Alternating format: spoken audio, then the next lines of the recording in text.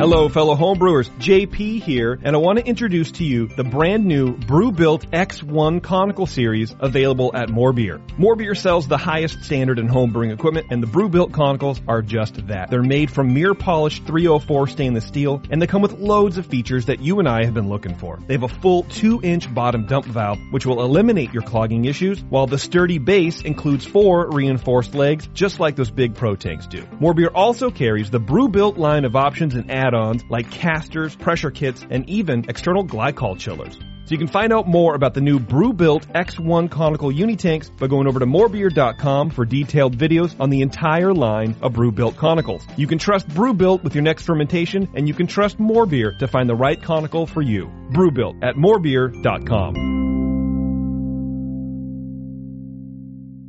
Today's show is being brought to you by 5 Star Chemical Company. Visit www.5starchemicals.com for information about 5 Star's full lineup of cleansers and sanitizers for use in homebrewing.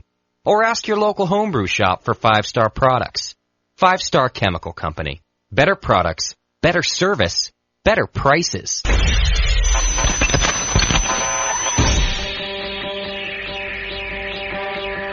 Homebrewers, craft brewers, beer lovers, beer drinkers. Get ready for an all-new experience in information exchange and beer culture. Your only source for live beer radio that brings expert brewers from around the globe right to your home. You're not just listening to broadcasters, it's the Brewcasters on the Brewing Network.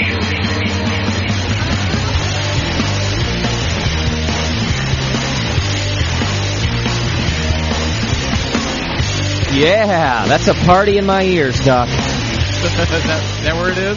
In your ears? It's a party in my ears. Excellent. Welcome, everybody, to the Sunday Show, being brought to you by 5 Star Chemical Company. Those are those guys who make all the good stuff like Star San and PBW and all that good stuff. 5.2, everything. Yeah, it's good stuff. We're talking about them all the time, even when they don't help us out on the show. Oh, yeah. They get plugs all the time. That's like our favorite stuff, the Star San. It's my go-to stuff. I don't have to think twice about it. I've used everything out there, too. And that's the stuff, huh? Yep.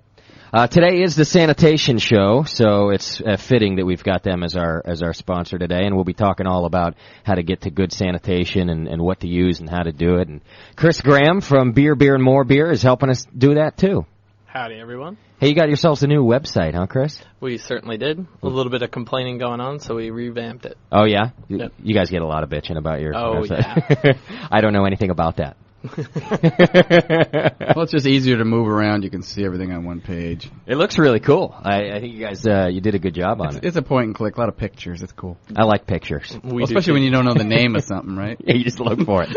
So we just have that scrolling pictures, and you just choose the one you want? Yeah. Truth is, I was the one sending all those nasty emails, and I please give me a picture. Next, I'm going to be asking you for a scratch and sniff website. Perfect. That's my other request out of you guys. But it looks good. Go to morebeer.com if you guys want to see what we're talking about there. It's a good website. Lots of stuff happening this week, folks. I got feedback up the wazoo, Doc. Good, good feedback, bad feedback. Yep.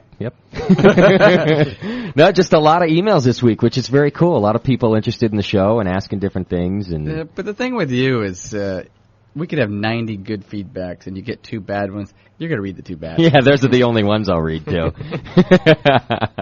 I didn't get any ones that are personally bad this week, though, which is strange for me. But just bad, like, for the show in general, but not, like, directed right at me. Oh, dang, we're on a roll here. Yeah, I know. Sorry, my email was down. Yeah, that's all right. No, just make up for it next week, Chris. Appreciate that. Doc, a couple of comments about you in the forum, about you doing Jamil's show Monday. Oh, yeah? Yeah. Good stuff. Everyone liked the show, it looks like. Well, good. Yeah, it was really good to do the show. Thanks for Jamil to let me do it. Yeah. It's weird to get Doc completely serious and no drinking going on. We tasted his beer during the show. Yeah, it was just a little bit there.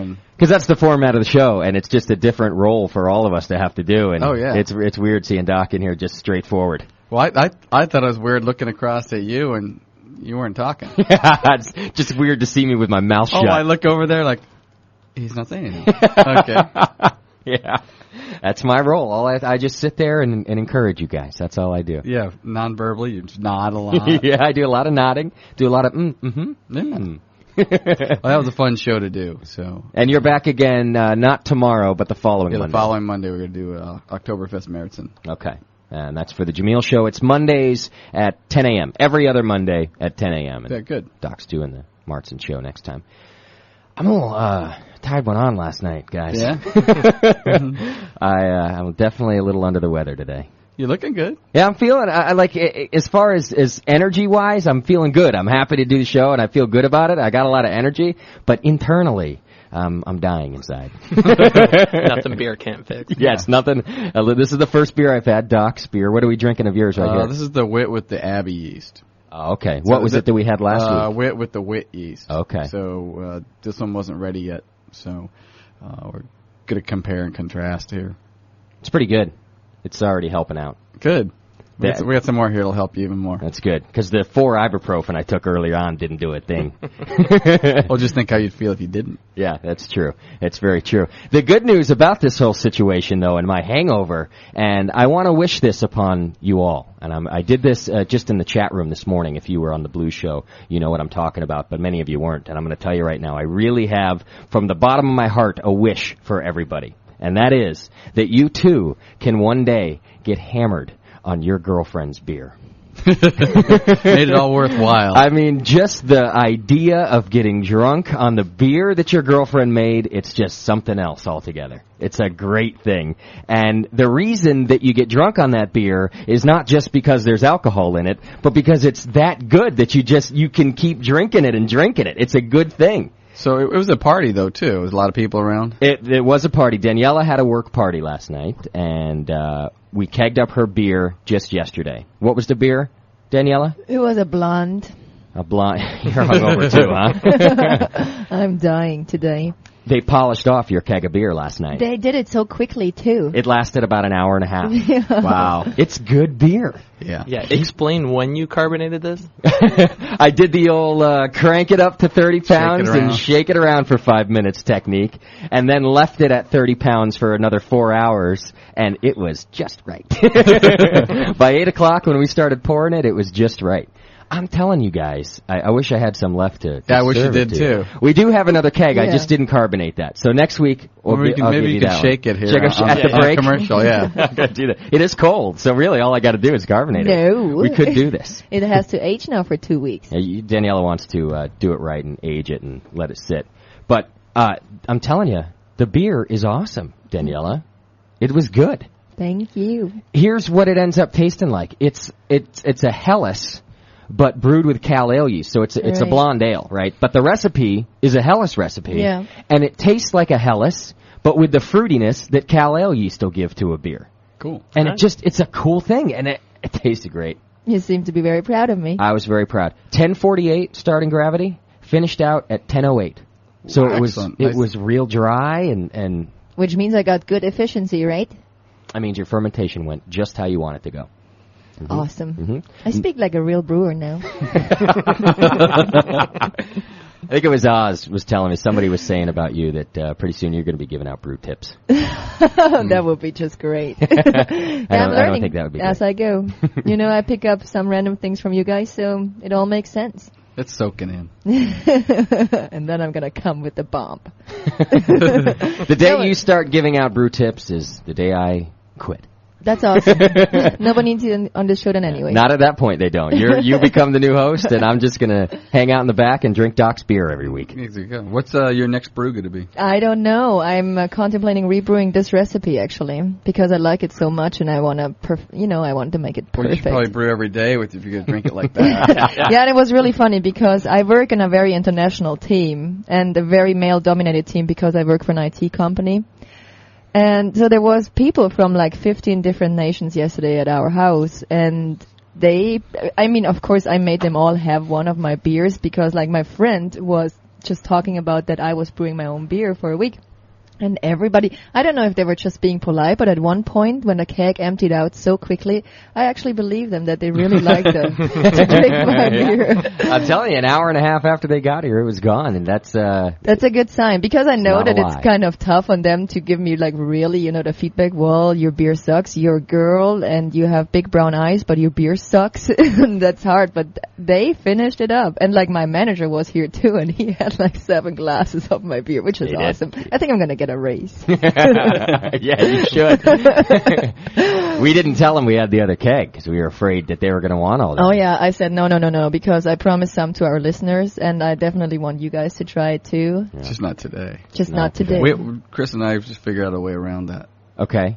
I have a carbonator caps on the PET bottles here. Oh, yeah? So we'll put a little in there and shaky. No, carbonate right away, won't it? Yeah, absolutely. I don't allow that. Yeah, you do. We're doing that at the break. That's what you did yesterday. It's my beer. Yeah, and we're drinking it. Well, I'm just happy to hear that you're so proud of me. My only hope... Hold her down. We'll steal the beer. Not a problem. My only hope is that it's the same.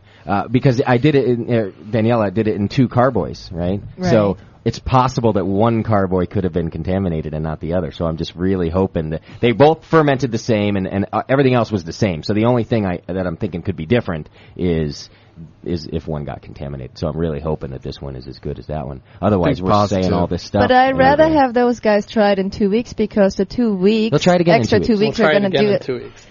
You got to do this. You got to have the green taste. She's just afraid we're going to not like it. Yeah. Which is also why I got balls in that matter now.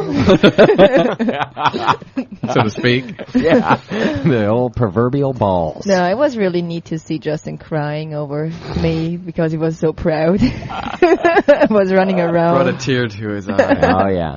Well, you did a good job. And now I just figured out the reason you want to brew the same recipe is that you're afraid to screw up a batch now. You're thinking that you're going to brew a different beer, and it's not going to be good, and then you're not going to feel good about yourself anymore. It doesn't matter at this point, because I think I've proven already that I'm better of a brewer than you are. Nice. And it was my only objective anyways. I'm only surprised that it took you that long to make that statement. It only took me 2 batches, though. Yeah, that's true. 2 batches to brew better beer than me. A blonde's one of the toughest beers, too. Really? Yeah, sure.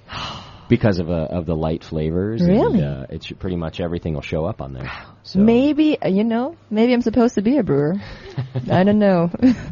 Maybe you are. All right, you guys want to get to some good stuff that we got sent in from the listeners? Oh, I thought you were just going to read the bad stuff.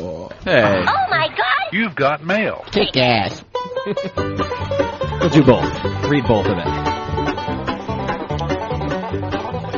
Let's see. First one comes in.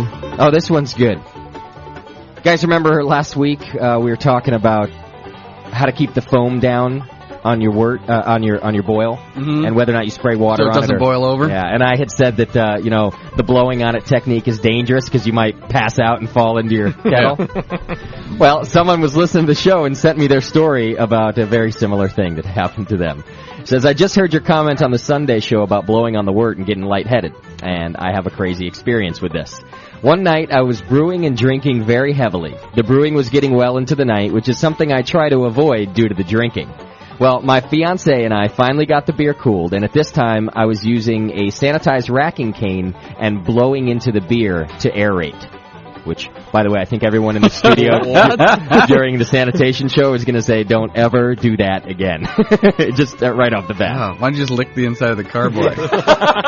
Yeah, why not pour it out on the carpet and then put it back in? When we blow out, oxygen doesn't go out of us either. Yes, that gets absorbed in. There's some, but it's mostly CO2, right? So it's carbonating at the same time. Yeah, I was actually carbonating it.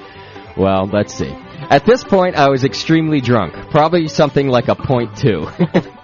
And was blowing like hell. I didn't realize that I was getting lightheaded also, probably exacerbated by the fact that I was also enjoying regular doses of cousin. All of a sudden, I went back and fell over the carboy and stubbed my lip on the racking cane.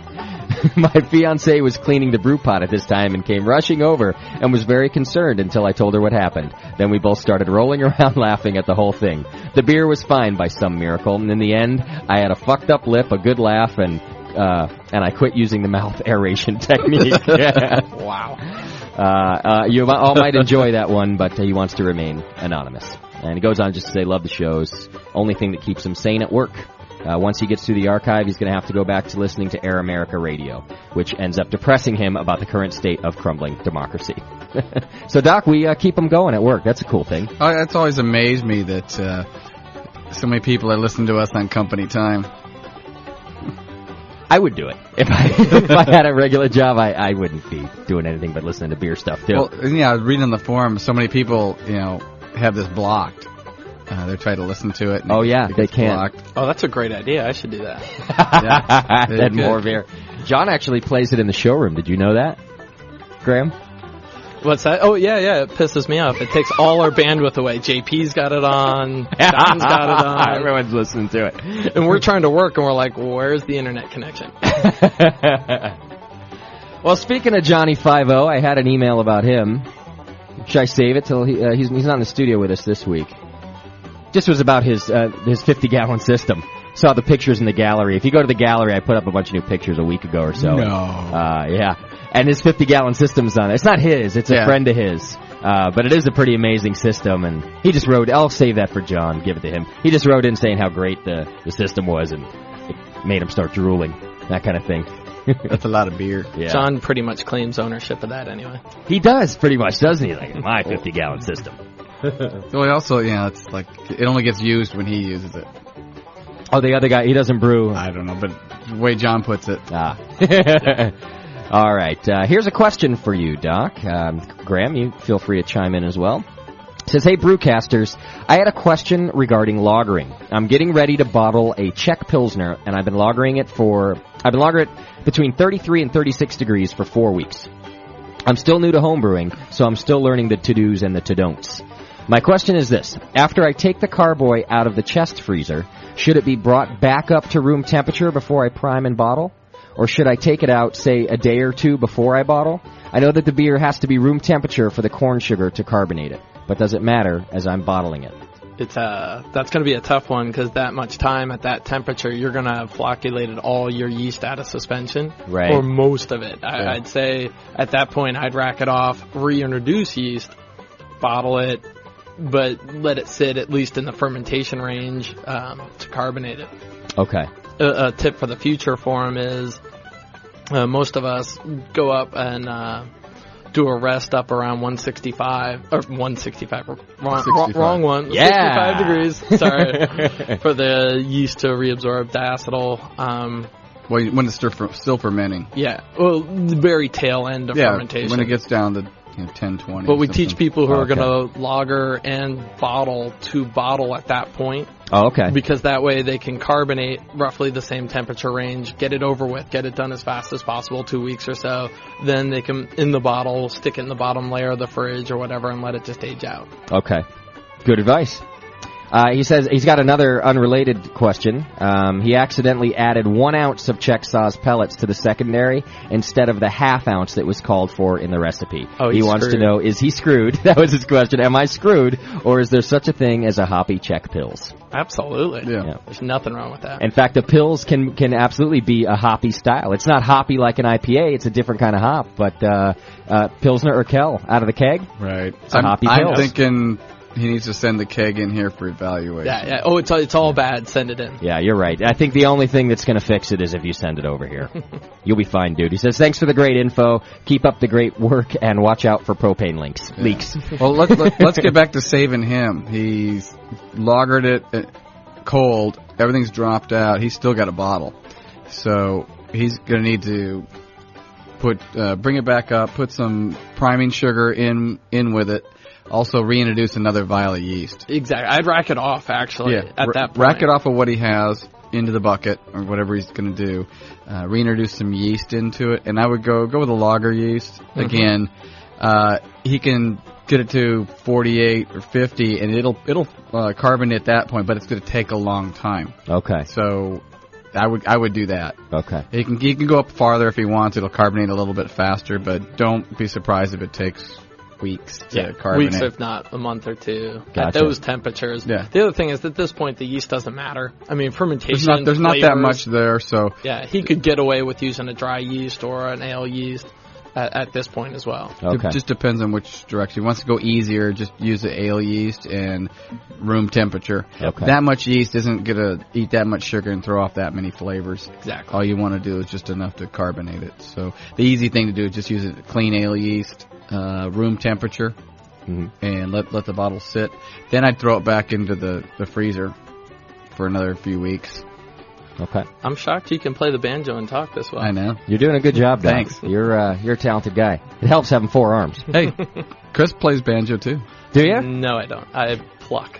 I do a little Insert plucking. F where P is. Gotcha. All right, and the last bit of mail I got is another anonymous Jameel. He's back this week, Cool. folks. Interesting thing is that the more letters we get from anonymous Jameel, the angrier he gets. Like this one is borderline not even funny anymore. It's just real angry. I don't know what it is I did to anonymous Jameel, but he is angry. So I'll go on. Justin, you no-talent hack. The only reason I'm interrupting my trip to Europe to write this email is because Daniela said she missed me. Don't think for a second I'm writing this email to bail out your sorry ass and your inability to come up with anything entertaining, especially after you butchered my last email. Don't change the punchline to the jokes. If you could really write something funny, do you think the Friday Dick Meat show would be as dry and boring as it is? Okay. And what is up with you and Gay P showing each other your bellies and talking about your sphincters? That show is gayer than 2 queens fighting over a sale at the big woman's house of leather. I'm just going to insert here, that's why I change your punchlines. And speaking of the Friday show, that is obviously why Dan Gordon couldn't make it in on Sunday. He heard that crap and the sound of Morgan's sweaty nuts rubbing the vinyl chair, and he got as sick as the rest of us. Do us all a favor and hit the mute button before starting the next Friday show. That's funny. That's good advice.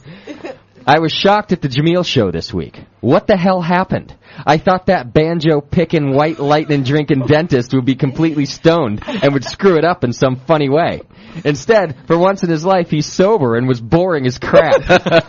Do you know why Dr. Scott became a dentist? He looked around at all his 3 teeth missing cousins and figured he'd be the first hillbilly to own a Hummer. I think you might be right about that, Doc. Daniela is awesome. Justin, you suck. Lovingly, Pope Jameel. So I still love those. Yeah, I know why, Doc. I figured this out. I know what's happening here. Yeah, you know. Right. All right, last little bit of thing I got to do here is an announcement. Well, I'm sorry that I didn't read through the whole thing beforehand. I just know it's an important announcement. But it's about first round of the AHA, first round of nationals. AHA needs judges for those first round competitions. You know anything about these, Doc? You got to send yours to some of these, right? Yeah. Let's see, the first round of the AHA National Homebrew Competition will be here before you know it, and we need you to make it to the high-quality competition that we all enjoy. This year, for your convenience, judging will take place over 3 weeks in 3 locations, and that's just for our region. Concord, California, Lodi, California, and Sparks, Nevada for the West region.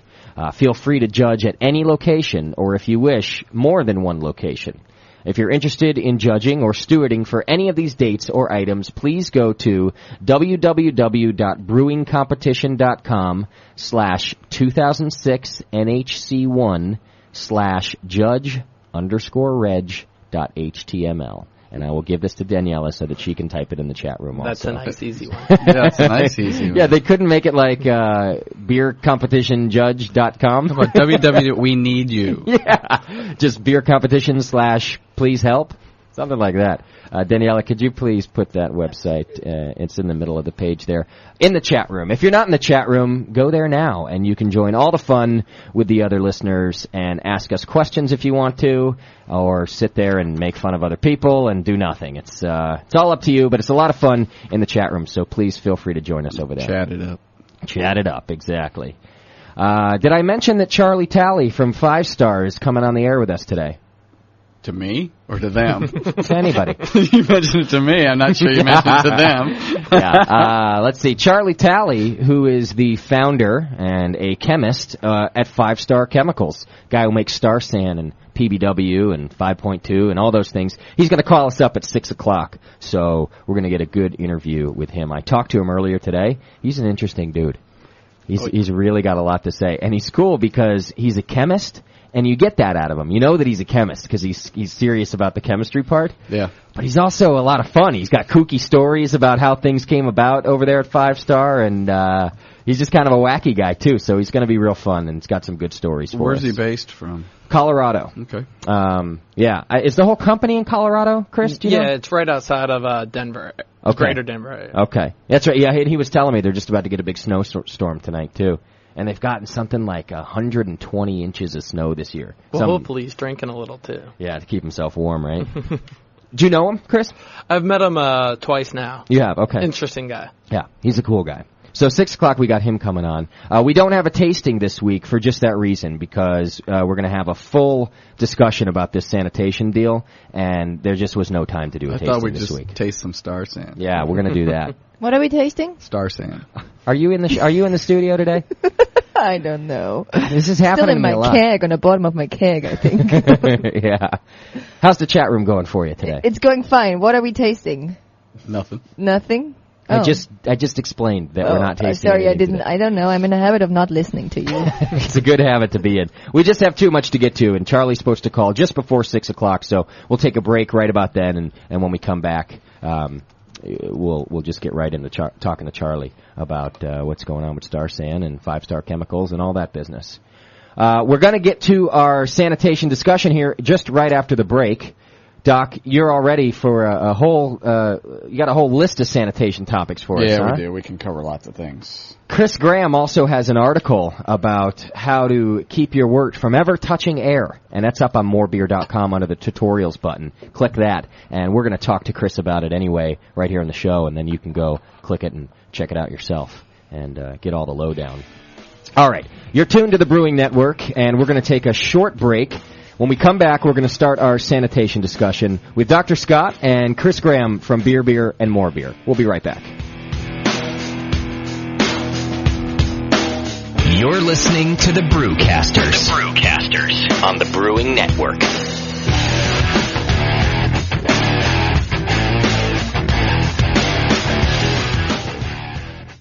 Every brewer knows that the key to making great beer is proper sanitation. And 5 Star Chemical Company has everything you need to clean and sanitize your brewing equipment. With choices like Star San, 5 Star's leading professional-grade soaking sanitizer that's non-rinsing and non-staining. Or SaniClean, a low-foaming acid anionic final rinse. Or if you prefer to use iodophor, 5 Star offers IoStar, a low-foaming iodophor for sanitizing. Of course, since you can't sanitize what isn't clean, 5 Star offers PBW Brewery Cleaner, a non-hazardous alkaline brewery cleaner that's a proven caustic substitute in over 400 breweries. For more information, visit www.5starchemicals.com or ask your local homebrew shop for 5 Star cleansers and sanitizers. 5 Star Chemicals. Better products, better service, better prices. And now back to the Brewcasters. On the Brewing Network. All right, I'm starting to feel a little better, Doc. Oh, good. Yeah, thanks for the help.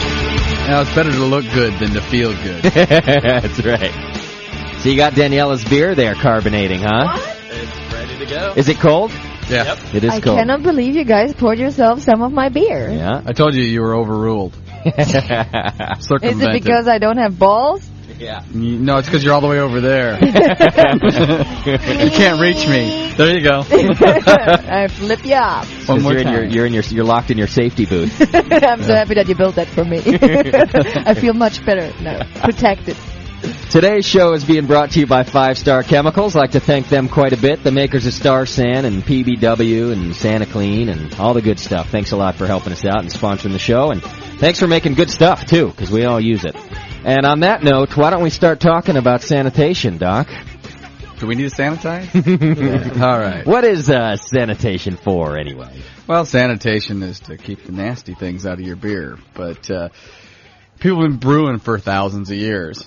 way before they even knew what germs and bugs and wild yeast and stuff are. I'm glad you're bringing this up, Doc.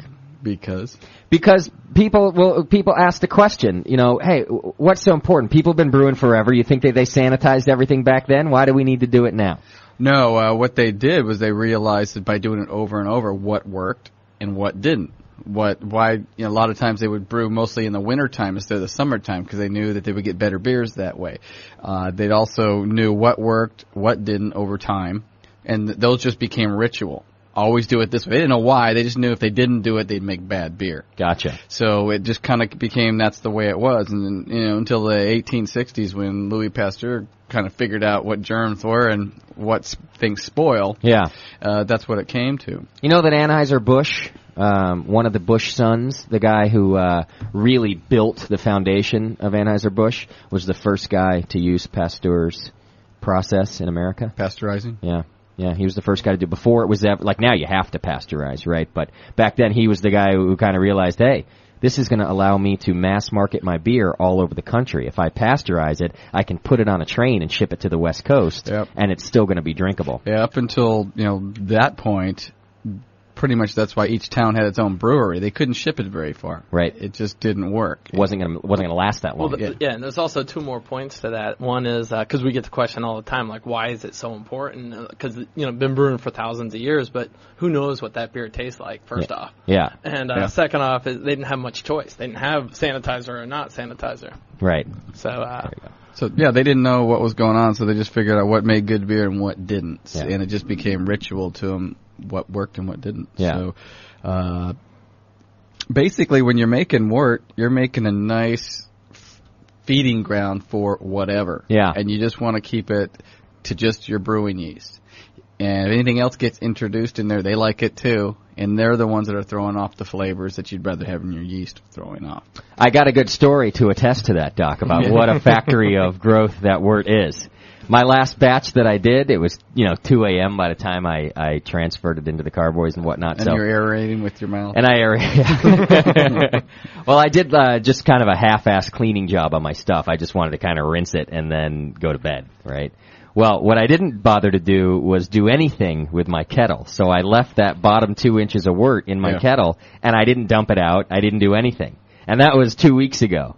So yesterday I go over to my kettle, I pull off the lid, and it looks like a furry little koala bear grew up in the bottom of my kettle. It was absolutely disgusting, the amount of things that will grow in that wort.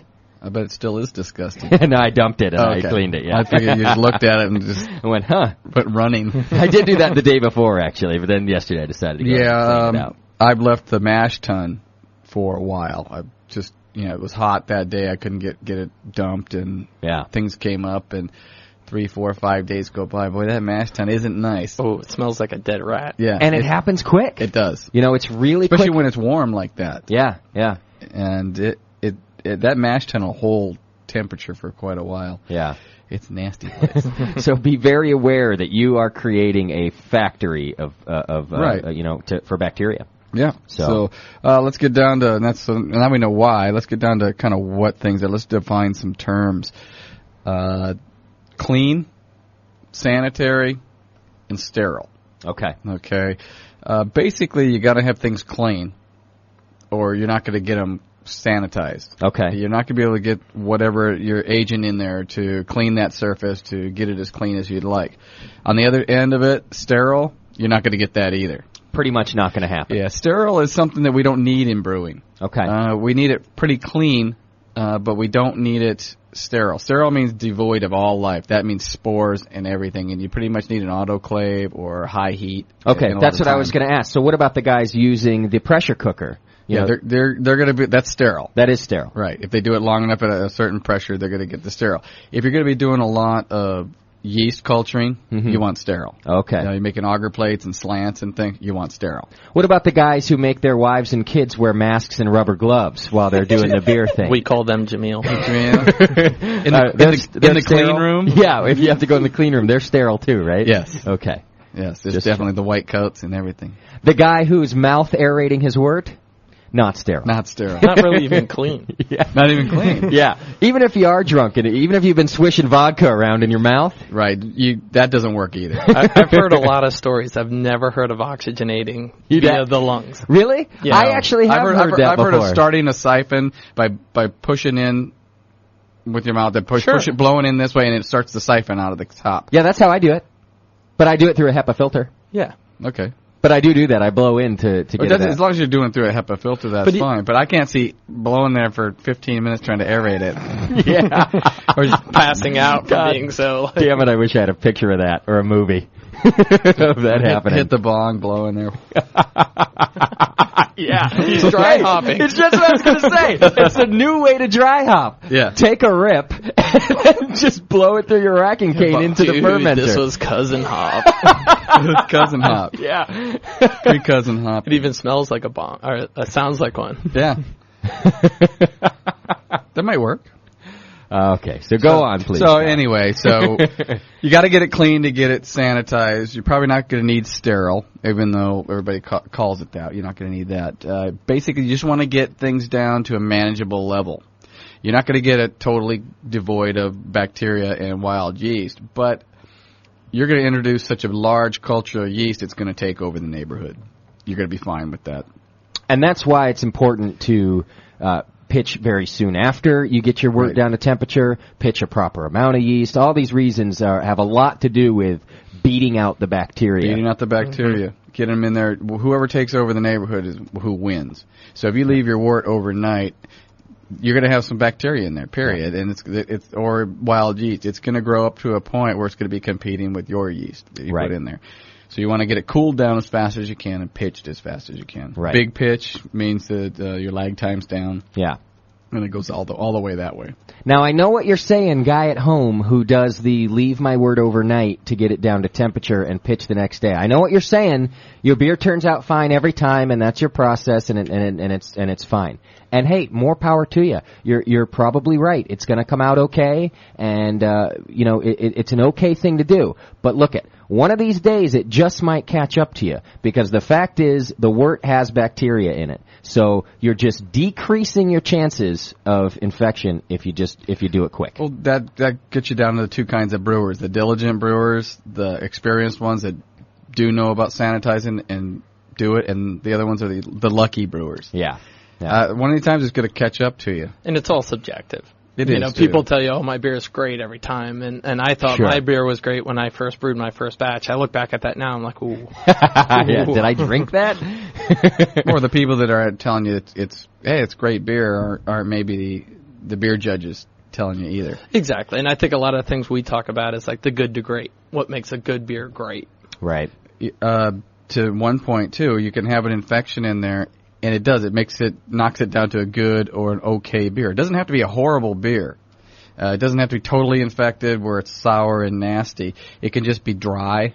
It's kind of like that wit we had earlier. Yeah, exactly. it can just be dry. It can be just kind of lackluster in taste, and you probably won't have a great beer out of it. So you kind of need to get in there. And first thing I always tell people, that's what you want to be is sanitary. Clean everything afterwards. Right, Justin? That's right. Yeah, clean everything right Clean everything right afterward. Don't leave it sitting around for 2 weeks. The one thing like is, me and Lufa. You can't over-sanitize. I mean, there really is no such thing as over-sanitizing. Nope. Okay. No, you can't. And to one point, too, you can't keep your brewing equipment around forever either. Change out that scratched bucket. Change out those old vinyl tubes that you've had for 3 years. It's just a good brewing process to do that. Yeah, even I do that. I change out my hoses all the time because if they get, they got furry stuff. They got furry stuff. Well, I do the blow-off tube deal, right? And if that blow-off tube is full of gunk, I might clean it out once, and if it comes out okay, I'll use it again. But for the most part, if it gets too gunky, I toss it. It's a little piece of tube anyway, and I just steal it from B3 when I go in there when no one's looking. So it's no big deal to just grab a new tube. You know about the camera, right? What? That means Daniela can't steal any more. Your bottle opener I grab keychains. stuff there all the time. There's a camera? Yeah, they don't use it for that, though. You do. I'm glad you actually mentioned that, though, about the buckets and whatnot, Doc, because they will harbor bacteria if they got big gashes in them. They get, after a while, you can only clean them so far. They get scratches in them. Yeah. You can't get those as clean as you might think. Yeah. Okay. That's why many of the more advanced brewers do change over to stainless. Okay. Or they use glass. Glass carboys. Mm-hmm. That is the big argument for glass carboys. As dangerous as people say they can be, and they can be. The big argument is obviously that they're not that porous material. They're not porous. They're easier to clean. Yeah. For those of you using buckets, try not to use green scrubby pads, stainless pads, anything like that, or you're just creating a haven for Use the soft side of the sponge to get them as clean as you can. Okay. Which should move us on to things to clean with. Okay. You can use a lot of things to clean with. One of the best cleaners out there that's the cheapest that everybody starts with is chlorine. Okay. People think of it only as a sanitizer, but actually it's a very good cleaner. Problem is, if you don't get it all off of there, you're going to have some of that chlorine taste in your beer. Gotcha. Also reaction with yeast. It does. It'll react with yeast to one point. It can trash some of your metal pots, especially your stainless. Okay. So you got to be careful with that, but it's cheap. The thing is, you got to rinse it with something. Some people say you can just let it drip dry and it's okay. I never trusted that. Yeah. If you can smell it, it's still there. Well, and think about it. That's why you treat your water. That's why you filter your water, or you go and buy bottled water to brew with, because sometimes out of your tap you can smell that chlorine. Right. So, why clean with something you're trying to avoid in the water, too? Yeah. And then you got to deal with, what are you going to rinse it with? Sure. I've heard everything from boiling your water to really hot water, which I don't know about the really hot water, to using Budweiser. Is that really cheap beer? Yeah, rinse it with cheap beer. Rinse it with cheap. I've beer. never heard that. Yes, rinse it with why cheap. is that? Well, it's sterile. Because it's pasteurized. Yeah, it's sterile. Vodka would work too. Yep. Gotcha. Interesting. Budweiser. You got to find a cheap one, right?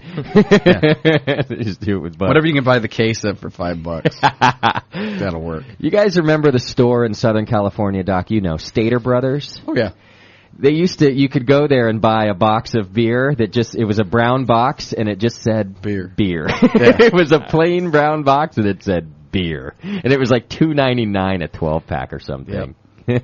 Yeah, we used to buy Schaefer by the case. Oh, man. $6-8 a case. God, I remember the hangovers off a bad beer like that. Oh, sure. It's no good. But what about now? We moved on to agents, but what about what are you supposed to clean? Which part of your equipment do you have to clean? Good question. Anything has to be sanitized that's going to touch cooled wort. So okay. After the boil, anything that's going to touch that.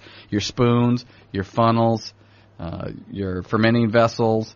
All your tubing. All your tubing, your airlocks. Anything that's going to be able to touch that, you need to have it sanitized. Anything before that just has to be clean. Okay. Basically, because you're boiling. Post-boil. Anything post-boil that's going to get anywhere near your wort should be sanitized. But pre-boil, it doesn't matter because you're going to boil it all off? Pretty much. That's why you're boiling, is to sanitize things. Okay. So as long as it's clean, and you're not going to introduce nasties into the wort at that point, like the crud on your immersion chiller, things like that. Okay, so you do want it'll come out real clean. Where did it go? It went right in the beer.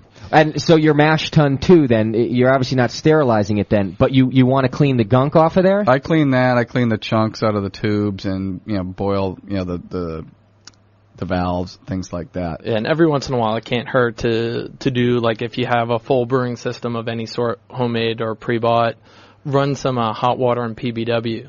You're not necessarily sanitizing. PBW isn't a sanitizer, but you want to break down some of the organics that are growing in there. Okay. They can build up in layers too, and they're harder to get out that way. Elbow grease is a real good way to clean things. But okay, elbow grease is great, but if you're in a stainless kettle of any sort, whether it be a keg or a kettle, don't sit there with a green scrubby pad or a stainless pad and just sit there and go to town on it. Okay. You're ruining the metallic finish that's on there. Ah, okay. And so try your best to do, if it's really nasty and caked on, hot water, PBW, and let that start chemically eating at it before you wipe it down. It'll come off easier, less work, and less damage to your product. Right. So if you've got things in the bottom that you burned your wort onto the bottom or burned the extract onto the bottom, actually spray on oven cleaner works pretty well. Oh, yeah? Because, well, you're not scrubbing it. And it's a caustic solution. So it is a caustic, though, yes. Yeah. Because PBW is non-caustic. No, it's not. Okay. But some of that stuff, you don't, as Chris was saying, you don't want to keep scrubbing and scrubbing and scrubbing. You'll take off the oxide layer, which is the protective layer on it. Okay. And eventually it just kind of makes it less and less metal there, or opening up to scratches and things. Okay. How about this? Mrs. Henning, one of our new listeners to the show, and her husband also listens, Mr. Henning. She's brewing her first batch and wants to know what kind of sanitizer should she use, and any further good advice. I'm going to say Star San right now. Star San is an awesome, just a really good sanitizer that doesn't stain your equipment like iodophor. That's why it's easy to use. You don't have to worry about rinsing it. You don't have to worry about it staining your tubes and anything like that. It doesn't give any off flavors. You don't have to worry so much about the concentration of it either. Okay. For iodophor, you need it at a certain concentration. If it's less, you're going to have less sanitizing. Okay. If it's more, you're just wasting it. Okay. And it's just easier to use, especially for a beginner. Okay. One thing about Star San is that it is foaming, and we're going to talk to Charlie Talley about this too, because I have some questions about that. I've heard that it doesn't matter with that foam; it's not going to do anything to your beer, so just go on about your business. But they do make another product called SanaClean, which is non-foaming, and we'll talk to Charlie about that too for use as a sanitizer. He's got an interesting story about it. It's cool because he kind of said to me, look, it is a sanitizer, but I'm not allowed to say it's a sanitizer. Right. Because the EPA, the Gov, has not allowed him to do it. Or he's got to, pay extra for it or something. So it's interesting, and he was very happy to talk about it. So when we get him on the air, we'll mention that, too. So hang in there for more tips about what you should be using and how to use it. Well, it's easy to use. It only takes 30 seconds of contact time. So you don't have to worry. You can almost dip something in it. Mm-hmm. If it's clean to go in, dip it in, it's sanitized in 30 seconds. And is that right? And the foam is just as good as having it in a liquid. Oh, okay. So that's a good thing too, because with the fact that the foam sticks around is almost a good thing, right? You know, because you got your carboy maybe open for a few minutes before you get beer in there. Well, one of the ideas is if you're flipping your carboy over, you're sucking ambient air in. Yeah. And hence the whole article is really that I wrote is about avoiding ambient air because that can carry wild yeast, bacteria, whatever. Gas. And, that's you, buddy. Propane gas. So as air is being drawn into the carboy, as the liquid's coming out, you have this layer of protection, these bubbles that are basically stripping anything out of the air. Okay. Yeah, that's a good thing. You know, you got to think about that too. Some people say they don't like the foam because they say they can see it on the top of their beer. It gives you that oil slick look. Makes them afraid. It makes them very afraid of the oil slick. But it's a good thing in the sense of sanitization because it sticks around. I always tell people if you're afraid of the foam, don't pour it out. Just siphon it out, and then you never have the foam. That's right, and I do that too. That's a good point. I'll actually put my bucket up on the counter, my carboy on the floor, and I'll use my racking cane and tube, and I'll drain it from the spout in the bottom of my bucket all the way. The tube's actually resting at the bottom of the carboy, so I'll get no foam. You do get a little by pouring it out. Well, not only you're doing that, you're also sanitizing your racking cane that you're about to use, and you're going the reverse flow, which is even better as well. Absolutely right. Because I'll do it with my kegs, too. So then I need my racking cane anyway. I also need to sanitize my kegs. So again, I'll just attach my racking cane and tube to the bottom of my bottling bucket, drain it into the kegs. I've now sanitized my racking cane. It's ready to go. I got unfoamy sanitizer in my keg. Everybody's happy. Right. Can I ask a question? Sure. No. Will the Star San foam that you get there kill the head retention or influence the head retention? I want to talk to Charlie about that because that is the rumor. And in fact, I believe that Jameel has said it. And he had a very common sense approach to it where he said, look, you can see it on the top of your beer, right? You see that little rainbow oil slick. Are you telling me that doesn't affect anything? And he makes a good point. It's an interesting point, but I want to talk to Charlie about it. You guys have anything to say about that before or want to wait for Charlie? No, I want to hear from Charlie. Yeah. I mean, he's the guy who made the stuff. He was telling me, this guy's cool. I really can't wait to talk to him. I think he made it in 68. Oh, really? Stuff's been around since like Wow. 1968. What was he trying to And do? he's the guy who made it. I don't know. We'll talk to him. But he did say to me it was kind of an accident how they even ended up with this stuff. Interesting. You wouldn't think that a chemist is like one of our most interesting guests, That's but I great. really think this guy's going to be cool because he's got good stories about how Star San was an accident. Right. It's like the best product we found for brewing, and it was an accident. PBW was. I'll let him tell Yeah, the stories. don't Let me disclose wait. too much yet. He's got good. He's coming on in about 5 But minutes. this is a anyway. very good question with the head retention because I thought I used Starsen as well in my did. batch, and I have a pretty nice head retention. You do. You absolutely do. So- Do you want to try that beer real quick before we take a break? You think it's ready? Were you guys already half drinking gone. it? Oh, you guys. You didn't say anything about it. No, I didn't see that they were drinking it already. What do you think of Daniela's batch there? It's nice and clean. Yeah? No major issues.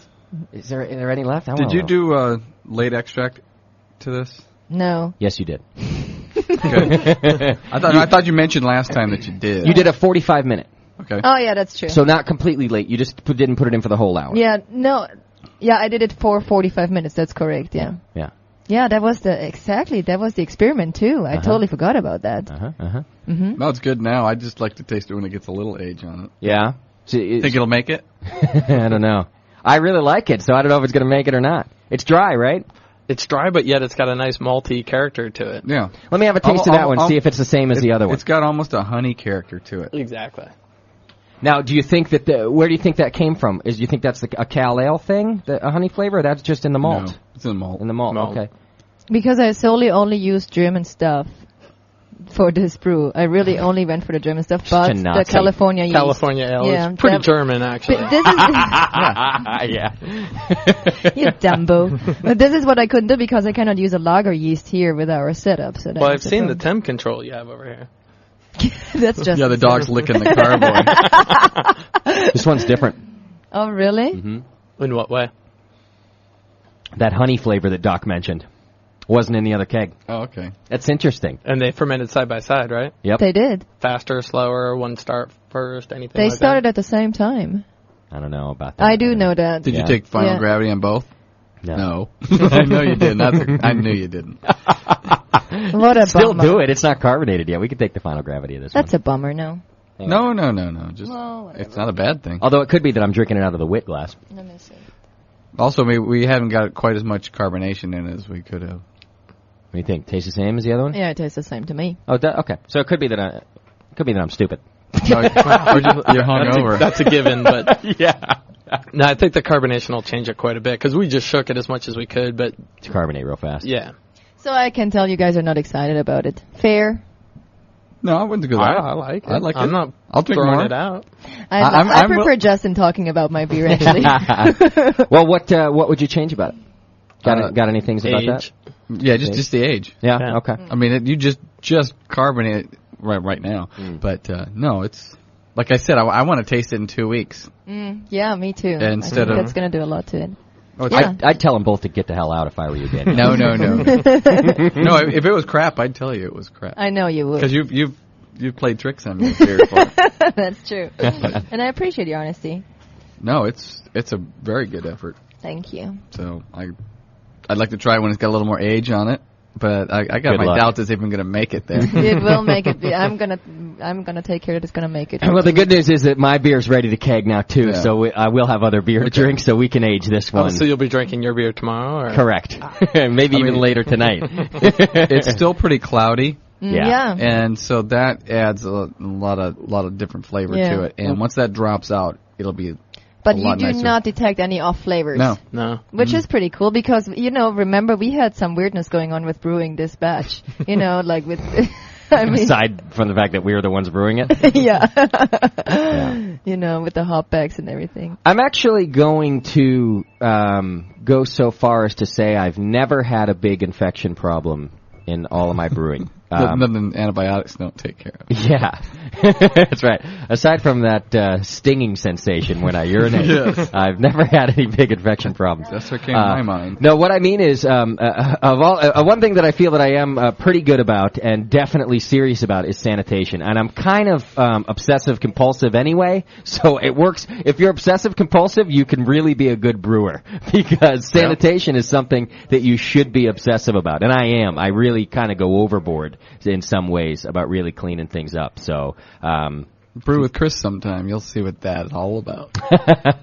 Is that Charlie on the horn there, Daniela? That is Charlie on the horn. All right, let's take a quick break, and when we come back, we'll get Charlie Talley on the phone with us from 5 Star Chemical Company, and he's going to talk to us about Star San and PBW and the history of their company, because it's a pretty cool thing he's got going on there, and they've been around for a while. So you're tuned to the Brewing Network. We'll be right back with Charlie Talley from 5 Star Chemical Company. You're listening to the Brewcasters. The Brewcasters on the Brewing Network.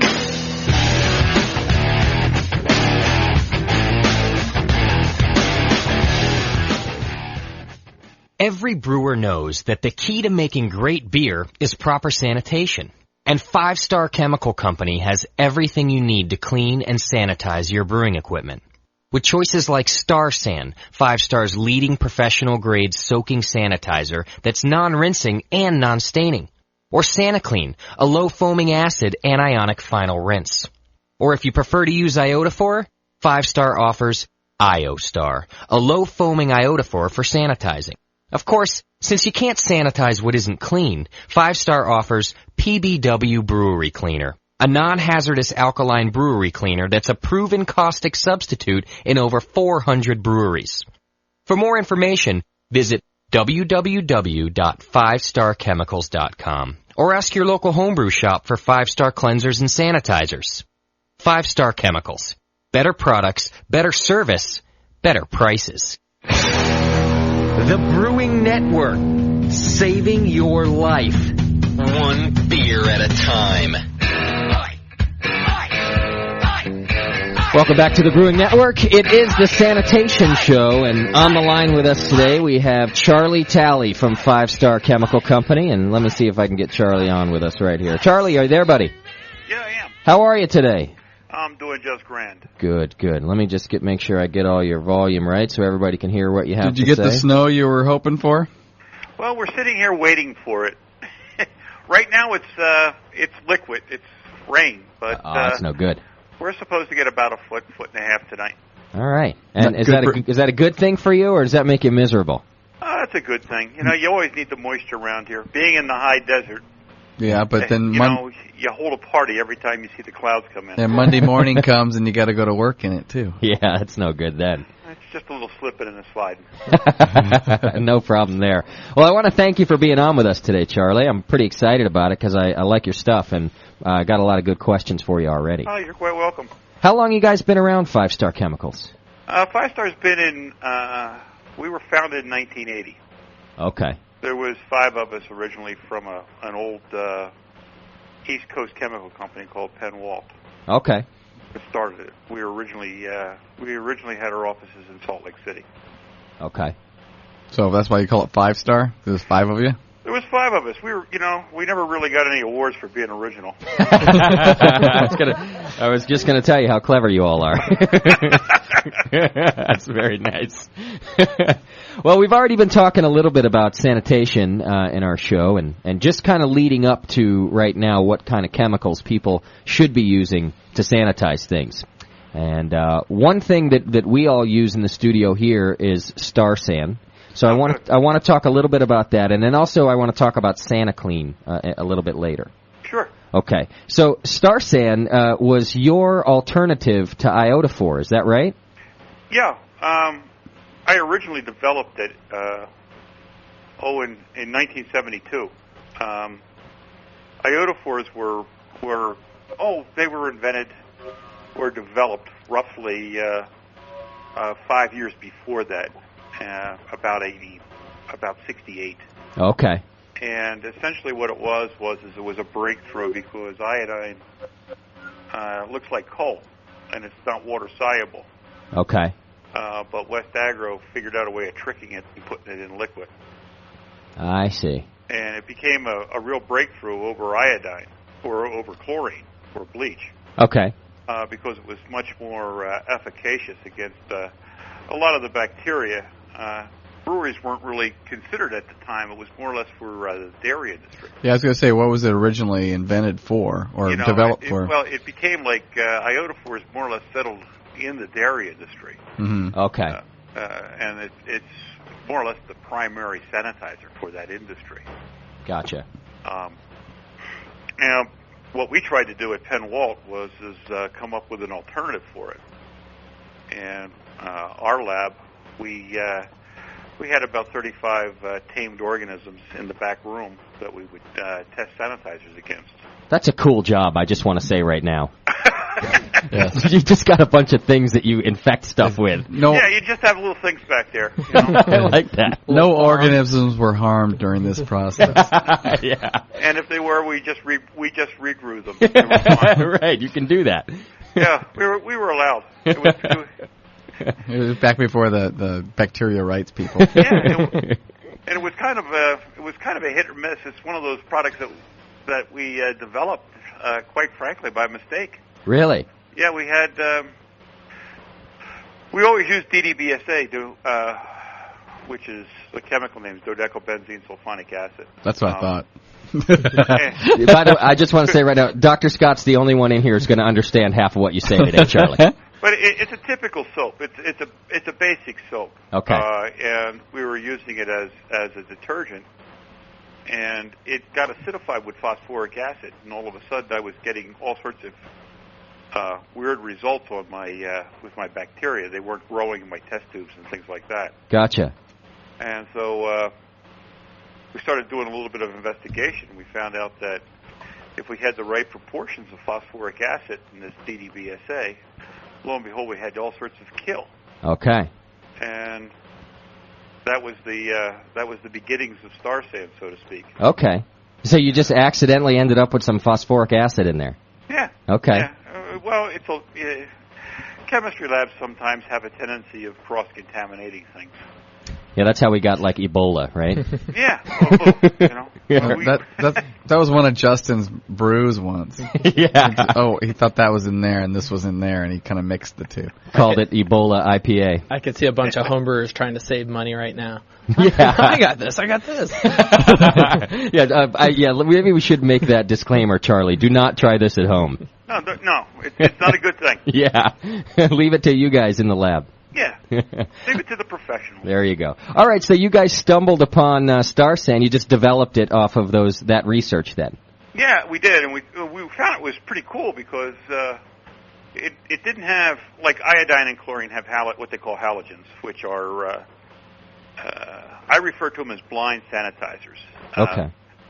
In other words, anybody that's used bleach, they know they get it on their clothes, and all of a sudden things are white. Yeah. Whether they want it to be or not. Right. And iodine gets on things, and all of a sudden it stains things, and it's that stain whether it wants to be or not. And it does basically the same thing to the bacteria. It burns through the organism. Okay. But if there's organic material, it'll burn through the organic material as well. Gotcha. And so we thought, so it works as a cleaner too? Yeah. And in other words, even in cleaners, if you get any kind of detergent close to them, you completely neutralize them. Oh, okay. And when we took Star Sand, or we started mixing it around, and you hear all these things about, well, it kills in blood serum. Well, all blood serum is just sugar. Okay. Sugar solution. So we made some, and by the way, iodine and chlorine will not kill in the presence of sugar. It'll go after the sugar before it goes after the bacteria. Is that right? Really? Yeah. Well, that's pretty interesting to a brewer then, isn't it? Because how sugar concentrated word is. It's a huge, by the way. Yeah. I don't remember reading that on the label, Charlie. Very strange. Well, we tested it, and we looked at it in the presence of beer and orange juice and Pepsi and Coke. Am I allowed to say those words? Absolutely. Anything you had around the lab. I'll charge them later. Any kind of fluid, and we were getting the same kind of kills. Okay. So it was independent of organic matter or filth, I guess is the best way to put it. Yeah. And we found that the only trip is that when the pH goes above 3.5, it stops working. Okay. So for a brewer or for anybody in the food industry, it's really neat in that sometimes you don't really get a great job cleaning, especially say in a corny where you can't really get up in the top and scrub out like the valves and the ports and things like that. Right, absolutely. This will, with the foaming action and everything, can get up in there, and even if there is a little bit of beer stone or residual beer, it'll still do the sanitation job.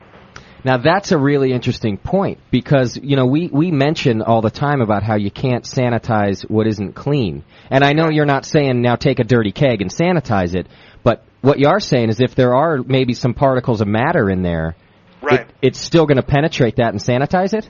Yes. You'll mow right through it. Wow. I had no idea. I would have thought that you're just screwed if you leave junk in there. Oh, don't give Justin any ideas. It's one of those things you're not recommended. Charlie, I'm never cleaning anything again. I'm just going to wash everything in Star San. Yeah, 5 minutes before. Yeah. Okay, well, that's an interesting point. It's good to know that it's good to know that if you do miss a little something, right, chances are you're still going to sanitize it. So, and that's what a lot of the guys in the brew pubs use, and that's the reason why they use it, because they'll make up solutions and put it in like little spray bottles. Okay. And when they go around to the sample ports and they're going to take samples of whatever they're doing, yeah, they can spray down the sample port, and because you're always going to have residual beer left in the sample port. Yeah. And every time you open it up, you'll get a little bit of back pressure or backwash. Gotcha. So it stops any kind of sanitation or infection that way. Yeah, that's what I use. I keep a spray bottle of it in there, and I spray the sample port. What I always wonder is how long will it stay good in the closed spray bottle? Probably forever. As long as it's closed and isn't open to the air? Yeah. Really? Yeah. Charlie, you and I have had this discussion before. You were mentioning to me last time that ideally someone like Scott doing that in the spray bottle would use distilled water or RO water or something like that. Yeah, well, sometimes what will happen with Star San is that because all waters aren't created equal, Star San will react because it has like I said, the DDBSA is a soap. Right. It will react to certain minerals, like say iron, excessive iron in the water, or excessive manganese in the water, and it'll create a white opalescent solution. And essentially, what you're doing is you're creating an iron soap, which it still is effective in the short term, but over a long period of time, it'll start to plate out.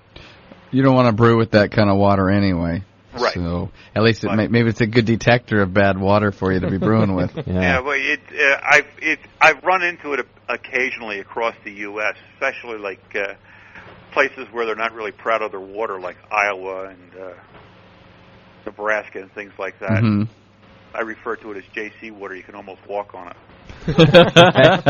I do have a question from a listener that has to do with the hard water, because he says my water is hard enough that Star San is instantly cloudy when he puts it in there. He says he usually mixes it with RO water because of that. But that's right. Okay, because he wants to know would it be okay if he kept using the hard water? It's okay. The only thing is that sometimes with the real super hard water, you might even have excessive alkali, and then you run into that creeping of the pH of the 3.5, like what I was saying before. And then it's not as effective. And a lot of times what I tell people to do is that if they want to use that kind of water, that's fine.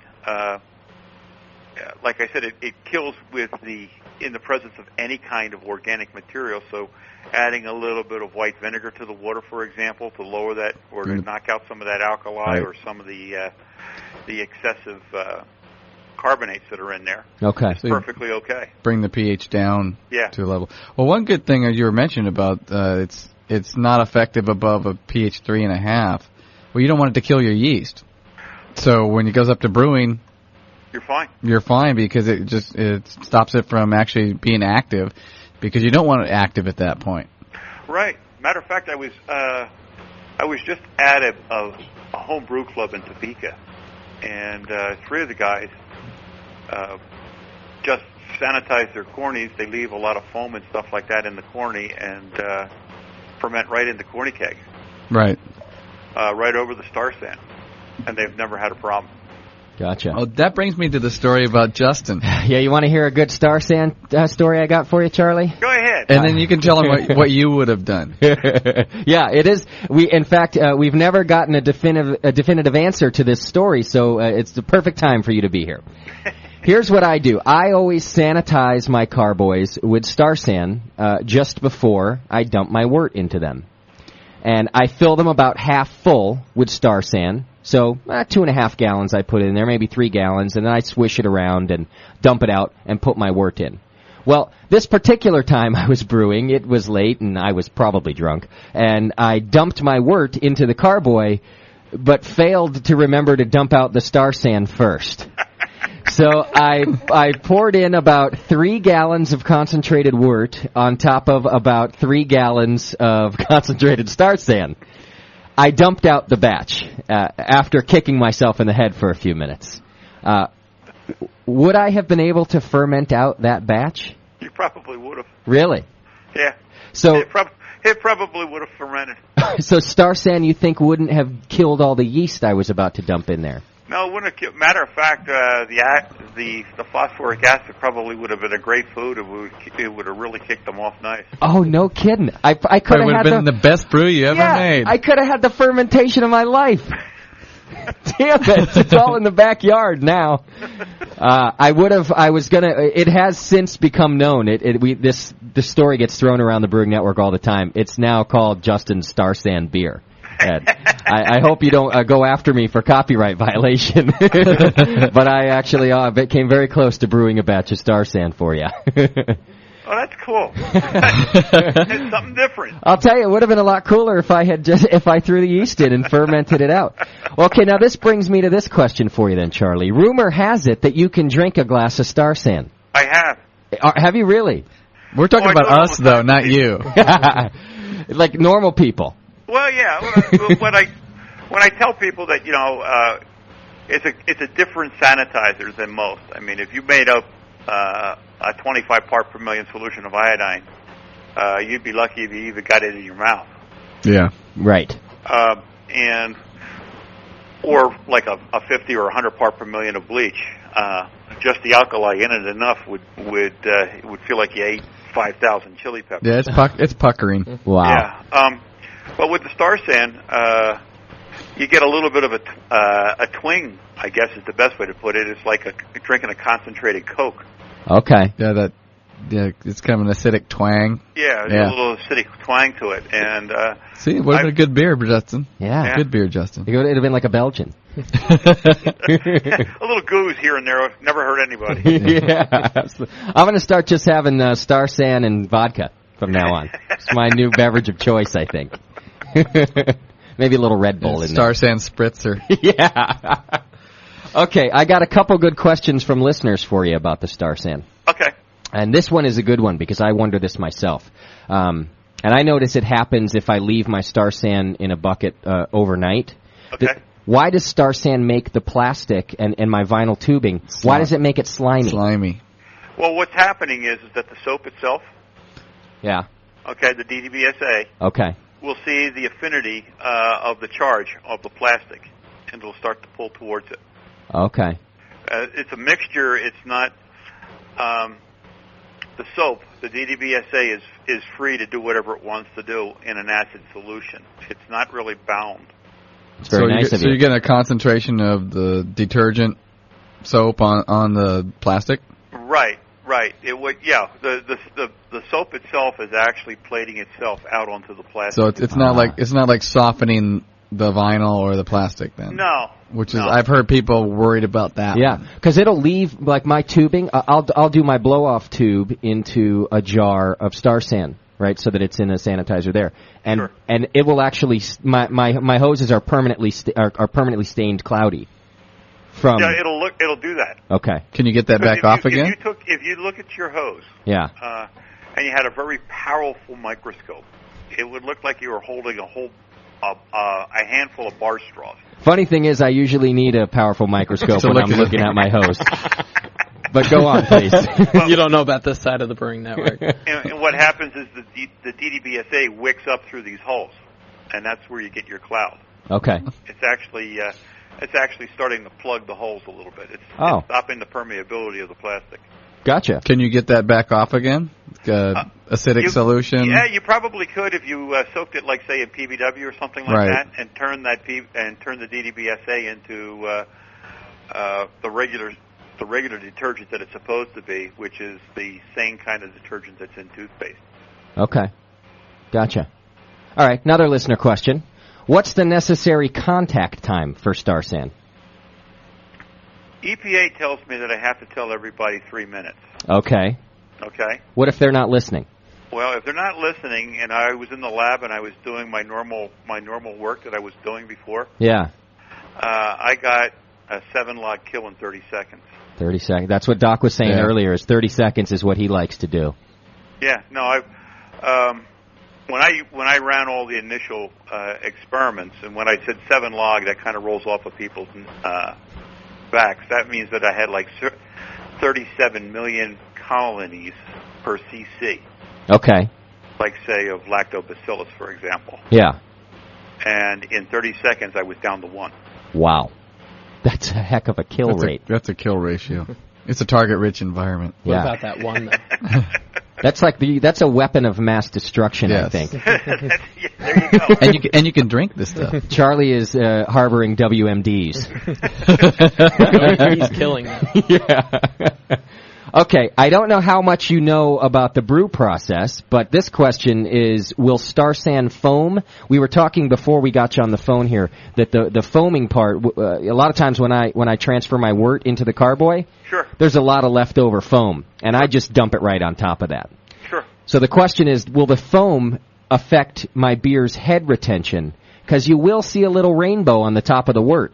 Basically, yeah, we'll get a rainbow on the top of the wort. The head retention, it doesn't have a flattening effect on head retention at all that I have ever seen. Gotcha. So the soap's not really a surfactant? Well, it is a surfactant, and it will lower the surface tension, but you've got an infinite dilution there. Yeah.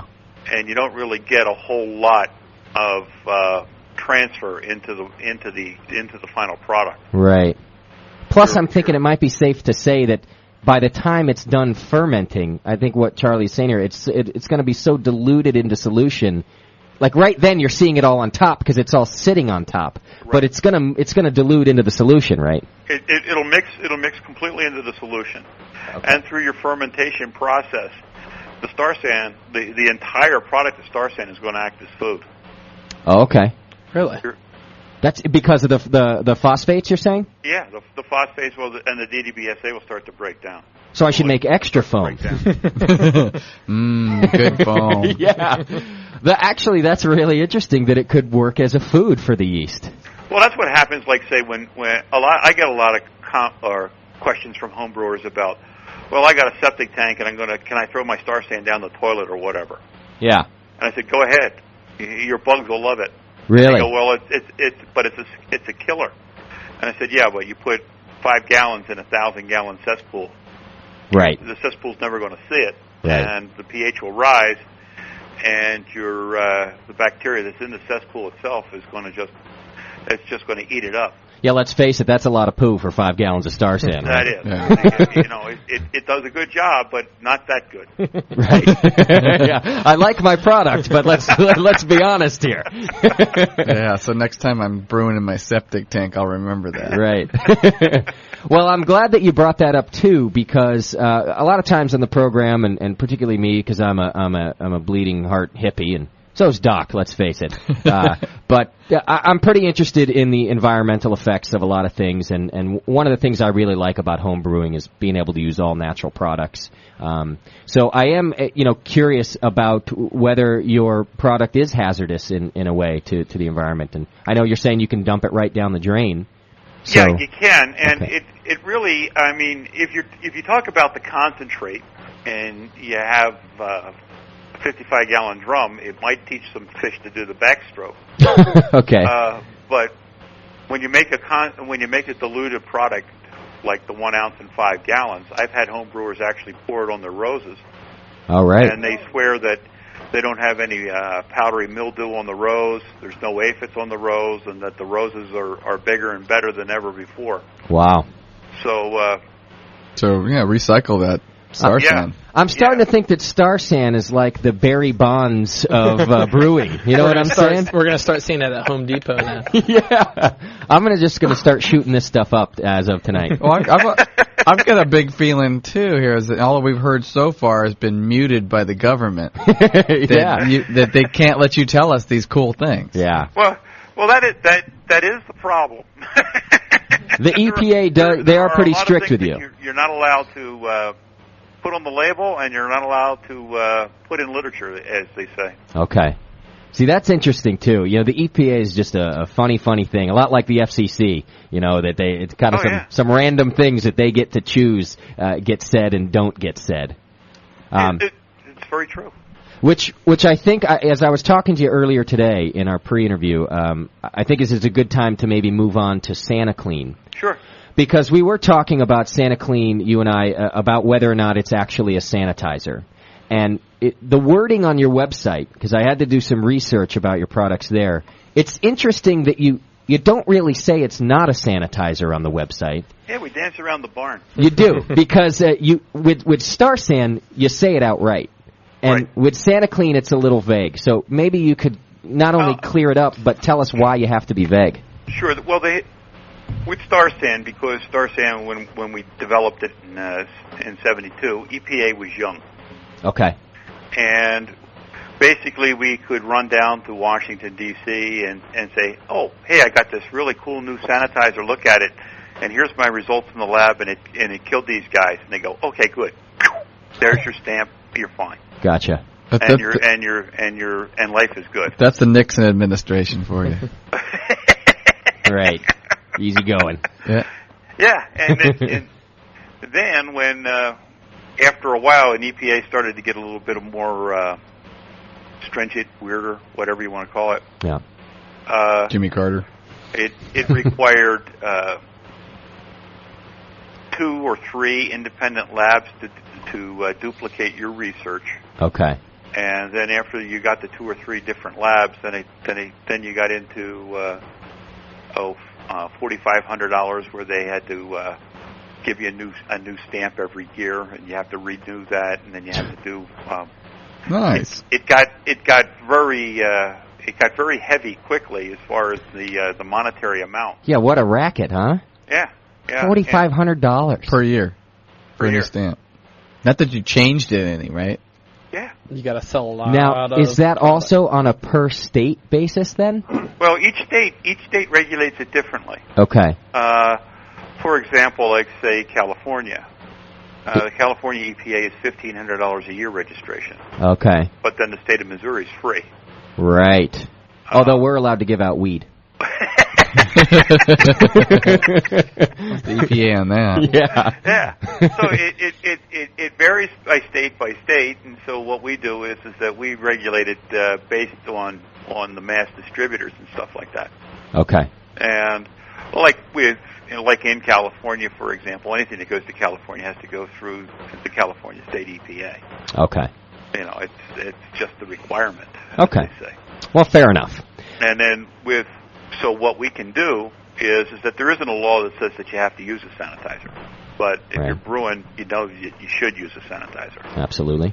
And so I can use the product and say it's an acid rinse because that's what it is, just like Star San's an acid rinse. Yeah. Right. And it's not my fault if it kills something. Okay. And is it safe for me to say that an acid rinse is sanitizer? It's sanitized. That's why you would acid rinse something, right? That's right. Why else would you acid rinse something? Just to clean it. Just because you like to. Just because you okay. need to, whatever. You heard once that an acid rinse is a good thing. That's why I do it. Oh, I actually make a couple other ones that are a little bit more nastier that are based on nitric acid that we put in the brew pubs. Oh, okay. And what they'll do with those is that they'll pack their heat exchanger with them. Right. And so that once just before they're ready to transfer and cool down the wort to go into fermentation, they'll drop this nitric acid product, flush it quickly with some potable water. Okay. And then run the wort through. Gotcha. And that keeps the stainless in a passive state. It there's no bacteria that grows in there, and the heat exchanger is the main source of infection. Yeah. And so it works real well that way for the commercial guys. And that's not, you don't find that in your local homebrew shop then? No. Okay. No, that could dissolve things. Okay, gotcha. Get excited about that. That's a nice way to put it. It could dissolve things. But if we met you outside your shop in the back at night, you could probably get a little. I'll slip you a gallon. There you go. Okay, well, let's do this, because here's the deal with SaniClean and why brewers like it. It's the ones who are afraid of that foam that we were talking about. Sure. Because it's a non-foaming, I won't say sanitizer. Right. But it is non-foaming. So what's the difference in StarSan and SaniClean? The actual chemistry? Well, in layman's terms. Let's start there. Chemistry, yes, but like I'm a dummy. They're both based on phosphoric acid. Okay. They're both based on the pH of 3.5. And what you have to find is the StarSan, the soap that we were talking about, is a high foamer. And then you have to find a soap that will live in the acid that's a low foamer. Okay. And the soap that we use in SaniClean is called sulfonated oleic acid. They're both, I don't want to get too weird here, but basically you take two fats, and you add sulfuric acid to them at a certain ratio in a certain way, and one fat will be low foaming and one fat will be high foaming. Okay. Does that make sense? Yeah, I gotcha. That's how you make soap. That's how you make soap. Charlie, on the StarSan versus SaniClean, what's the ratios of 1 ounce of StarSan per 5 gallons? Is SaniClean 2 ounces? No, SaniClean is 1 ounce in 3 gallons. Oh, okay. Instead of 1 ounce in 5? 1 ounce in 3. No. The reason being is that the soap that I use in the SaniClean can't take the higher phosphoric acid level, so I have to drop the phosphoric acid level. So you need more. Yes, that's why you need a little bit more. And a contact time? Contact time on SaniClean is the same. It's about 30 seconds. Okay, good. I like use the SaniClean when I'm actually I push it through my filter. Oh, yeah. Because I don't like the StarSan. It foams too much when I'm pushing it through the filter. Sure. Well, anytime that you're doing anything with a pump and stuff like that, SaniClean is the way to go because it doesn't foam. Gotcha. It's also a darker solution. Is there any worry about staining vinyl tubing? No, not really. And the darker, actually, I found a new source of DDBSA, which is a cold, what they call cold sulfonation. So I've lightened up the StarSan tremendously in color from what was previously out there. What was previously out there was fairly on the dark side. It almost looks like motor oil sometimes. The SaniClean? Or it's both, the SaniClean and the StarSan. Yeah, the SaniClean's pretty dark. Yeah, and I'm looking to try to get a different sulfonation on the oleic acid now so that I can lighten that up a little bit. Okay. You guys do offer, while we're talking about other products too, you do have an iodophore product as well, though. Right. You got the IoStar. Right. And is that it's just your basic iodophore, if that's what people choose to use? It's a low foam iodine. It's a 1.6% iodine, and 1 ounce and 5 gallons gives 12 parts per million. Okay. All right. Why don't we talk then about, since we're doing all the products here, I got a bunch of questions about proper cleaners to use before we're sanitizing. Okay. And a product that I'll be honest, I've just begun using in my last couple of batches is your PBW. Okay. Which is a non-caustic cleaner. Right. And maybe we should start by, maybe you could help me understand the difference between a caustic and a non-caustic. Is that a long one? No, it's kind of interesting, but it's not a long one. Cool. Well, caustic has always been the traditional cleanser, I guess, the best way to put it, for cleaning any kind of food equipment. Okay. And the reason being is as soon as it sees anything that resembles unorganic material, it burns the living hell out of it. If it sees fat, it turns it into soap instantly. If it sees protein, it peptizes it and turns it into a very malleable goo. Okay. Thing. And it's extremely dangerous. That's one of the reasons why there was such a need for like the PBW, because once caustic gets on your skin, it sees the fat in your skin, it turns that to soap, and to make the soap faster, it rips the water right out of your cells. That's what gives you the burn. Oh, right. And if you left caustic on your hand long enough, it would cauterize and keep on going down to the bone. Is that right? And it'll put a half-inch hole in your calf real quick. And how do you know that? Can you see it from the on the radio right now or yeah. whatever?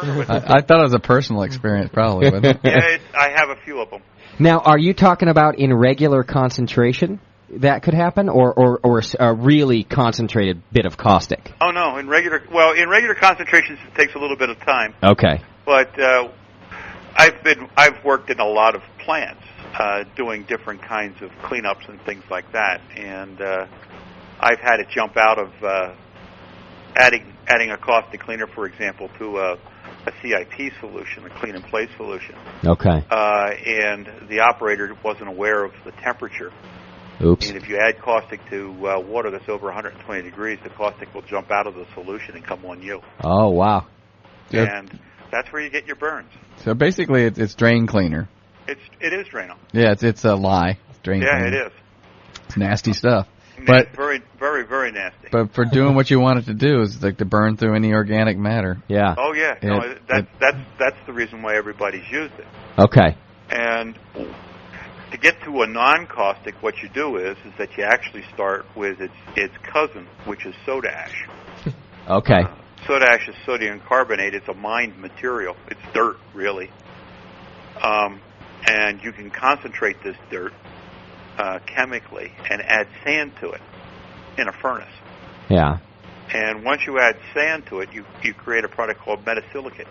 Okay, I'm with you. Strangely enough. What we call it is a soluble sand. It actually dissolves, and you have this sand in solution, and the sand is a buffer. Okay. And this sand, as soon as it sees, like, say, your skin and things like that, it says, whoa, wait a minute, alkali, you can't go in here and make the fat out of your skin. Right. You got to wait some time, which gives people time to wash it. A real long window as far as safety goes. Gotcha. And you see it every day in automatic dishwashing detergent. Oh, all right.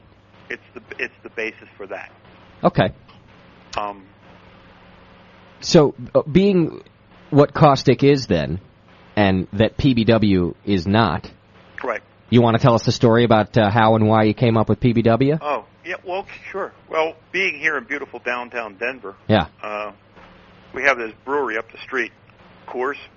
I never heard of it. Tell us a little about it. And in their process of filtration, they have equipment from Germany called Enzingers.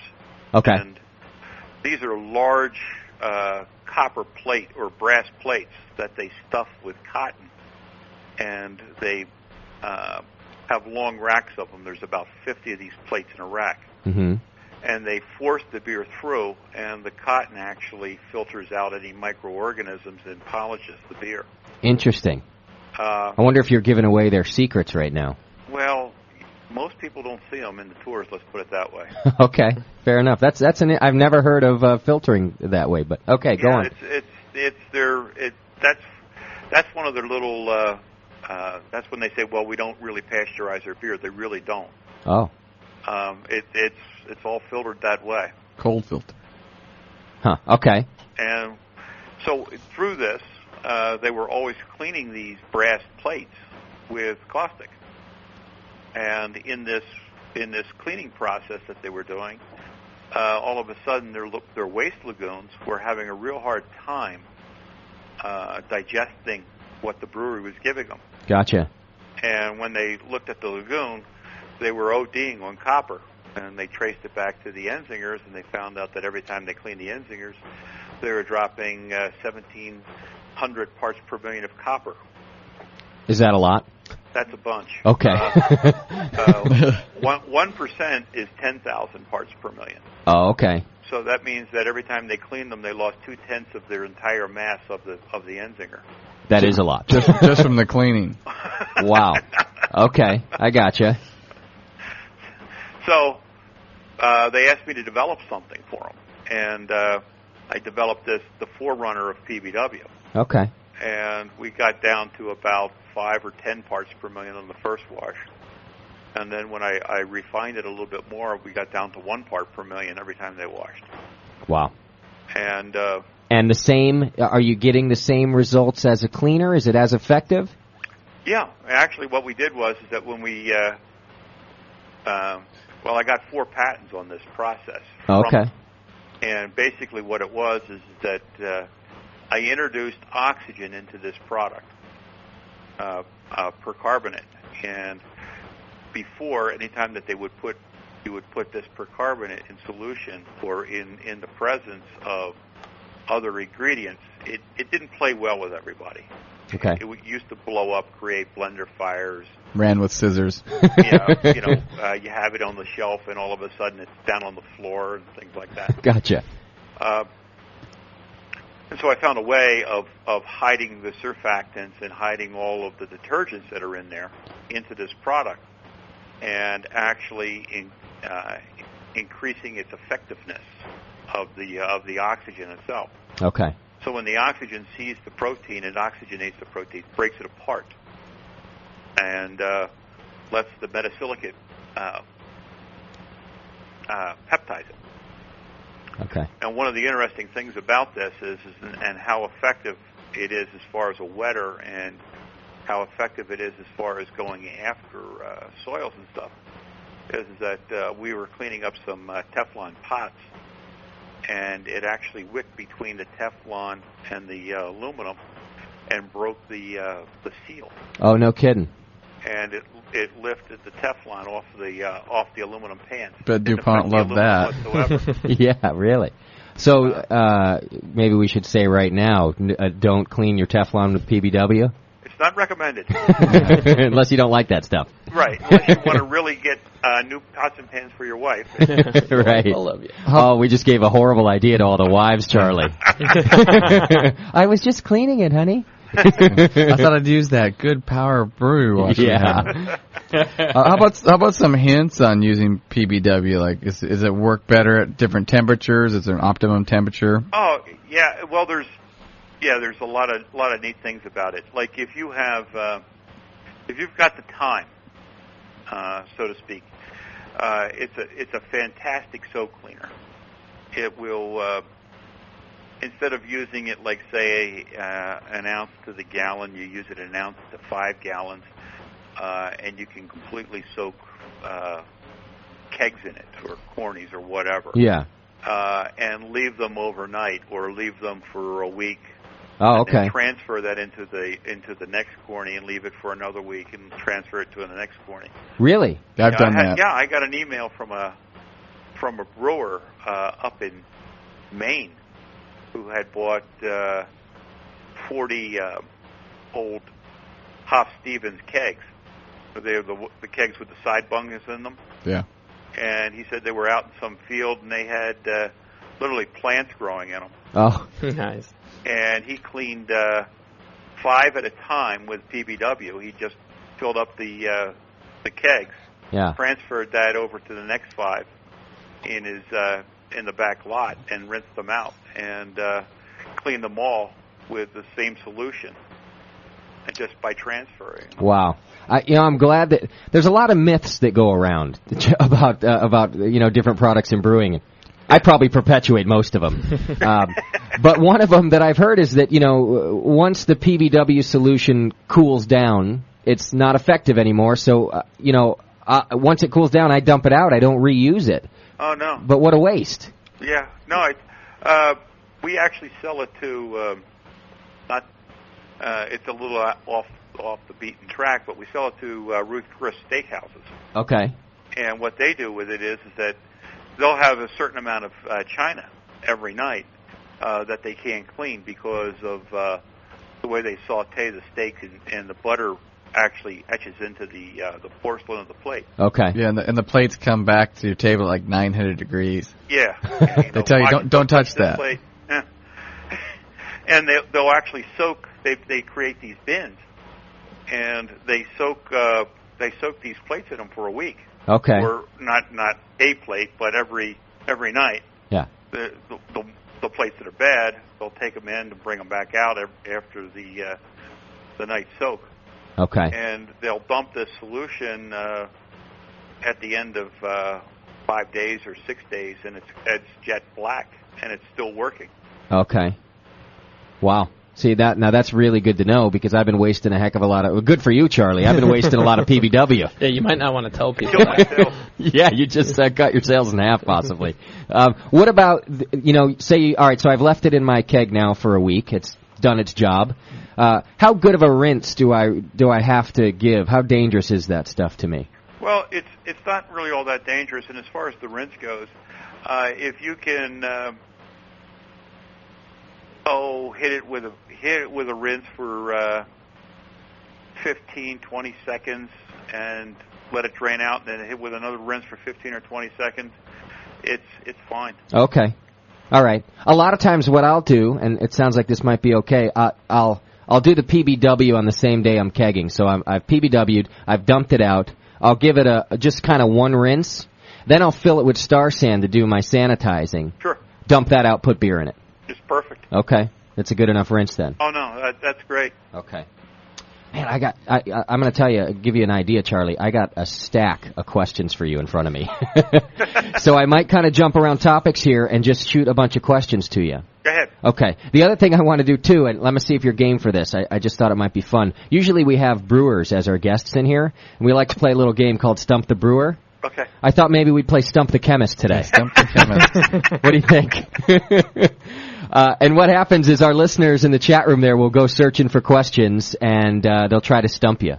Okay. I'll tell you right now, although you might be the exception, everybody loses eventually, Charlie, because they just come up with questions out of left field, and they get you eventually. But you may be the exception, my friend. Yeah. I don't know. So, listeners, go ahead and do that. Start coming up with your Stump the Chemist questions, and we'll see if we can't come up with a prize for you if anybody actually does stump Charlie. So, okay, and while they're doing that, let me shoot a few of these questions at you. All right, how long will a 5-gallon batch of Star San made with RO water last in a covered bucket? That will probably last as long as the parts that go into the bucket are clean. Okay. Because every time you enter parts, this is one of those questions: how many fairies dance on the head of a pin? 3. I ask that all the time. Yeah. A lot of fairies in San Francisco ask the same question. If everything is clean, okay, it should last for 2-3 months. Okay. What if you're just you're putting stuff in there for 30 seconds, pulling it out. You do your business for your brewing session and cover it for the next brewing session. I think that's a good question too. Can you keep it around for another week for the next brewing session? Absolutely. Again, Absolutely. We use it as a part soak in just about all of the micros. And essentially what they'll do is they'll make a 5-gallon bucket up. It's not covered. It's nothing. It's just a plastic 5-gallon bucket. Okay. And every triclover clamp, every gasket goes into that bucket. So even when that soap builds up, it's still sanitizing and you're still fine? Right. Now one of the best things to tell your audience is that I tell everybody, you always assemble whatever you're assembling wet. Yeah. Your hands are wet and everything is wet. Okay. Because if you get really weird about it and you pull it out and you try to dry it or blow it off or whatever it is, you just ruined everything that you were trying to do. Gotcha. An excellent point. And it does work well as a hand sanitizer too, doesn't it?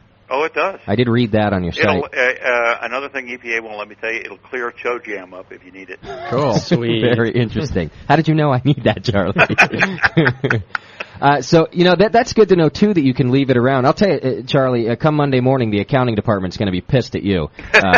Because, again, I go through a lot of Star San because I feel like I need to change it all the time. But maybe not as much. Changing it is not a bad thing. Well, what does degrade it? Leaving the bucket open, as you said, dirty. Actually, The only thing that's really going to degrade it is when the pH goes above 3.5. Okay. And that's with a lot of dirty parts going in there? Dirty parts, unrinsed parts, like in other words, you clean them off with an alkali, like say PBW or something like that, and you toss them into the bucket, or you almost rinse them off and you toss them into the bucket, or things like that. Okay. Is what's going to happen. So, or if your tap water's got a you got high pH in your tap water, and you're not like rinsing it off, you're just dumping them right in there. Yeah. Okay. Will PBW affect keg seals? So I guess we're talking about rubber, huh? Yeah, you are. And it depends on the types of rubber. If most of your seals should be Buna, and if they're a Buna seal or a Viton seal, they're fine. If they're a soft rubber, eventually it'll start to go after that. Okay. All right, so you got to be careful. But you're saying over time.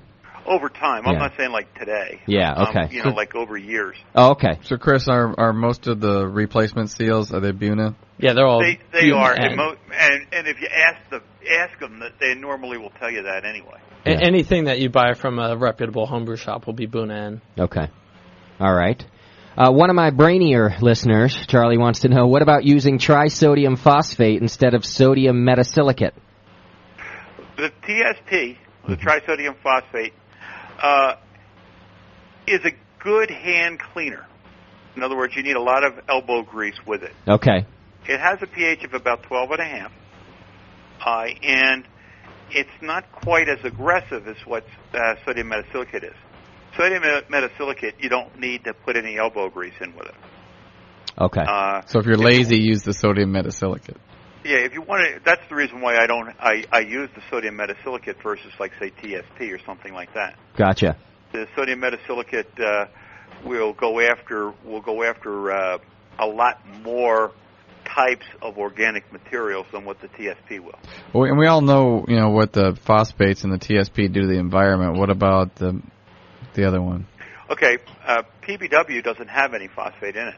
Oh, right. All right. No, I'm talking about people are going to be using the TSP. It's cheap, getting a little harder to find. Well, and TSP doesn't go after carbon and things like that. I mean, you really got to go. You got to get butched up kind of a thing to go after the carbon, like say in a brew kettle or whatnot with TSP. Okay. It takes a lot of elbow grease, and it's mainly the green scrubby that's doing the work. Right. So you guys should just rename the metasilicate one Justin. It's for the lazy people out there. Better. Here's another one. Does the wetness factor have any bearing on how fast Star San works? The wetness factor. Yeah, I don't know if I think they're saying if you half fill a keg like Justin does instead of ponying up and filling the whole thing up. Oh, right. Where you're wet versus a foam. As long as the foam is the same killer as the solution. Okay. Are there gases that come off that are also killing or no? No, it doesn't gas. So it's like there's enough solution in the bubbles, in the surface of the bubbles to right, and that was the main it. reason why I wanted to introduce that to the home brew market. Okay. The fact that it does foam, and that when you talk about like say, any kind of container, even chillers and things like that, things that you can't see, you can't physically see inside them. You don't really know if you've got it completely clean. I know that this material, with the foaming action and everything else, and the way it wicks, will get in there and hit things that you might not have gotten with a cleaner. Okay. Quick question on the Star San. Any reaction to soft metals? And if so, how long? Because it's phosphoric acid, it will get after copper and it will get after aluminum. But at 1 ounce in 5 gallons, it's going to take more than 3 or 4 hours. I wouldn't recommend sanitizing, like, say, any kind of copper parts or aluminum parts, like with a soak overnight. A 30-second or a minute contact time is more than enough, and it won't have any detrimental effect on it. So if you want to recircuit through your counterflow chiller, which is coppered basically anyway. Sure, you can do that. You could circuit for a while, and it's no problem as long as it's not... Right. But you don't have to then rinse it off? Well, if you can, you should rinse it off. But what residual is going to be left in there is going to be insignificant. And if you do it just before you're going to do your transfer, you're going to rinse it with beer. You're going to rinse it with beer. Okay. All right. Fair enough.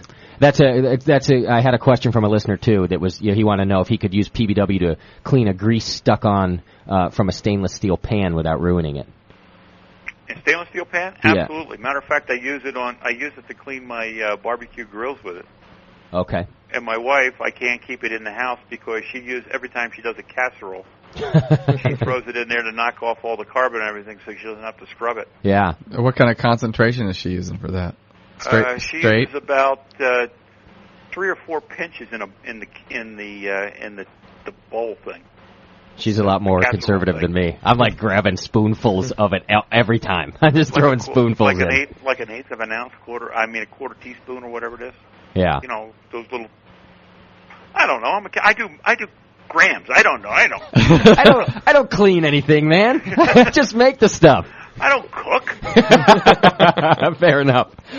What advantages does iodophor have over pure phosphoric acid? A lot. Okay. Iodophor is a stone killer. And when it was first made and in the industry, there's always a saying, when it's red, it's dead. Okay. And so as soon as, if you look at, a 12.5 part per million solution of iodophor, you're going to have a slightly red cast to it. Okay.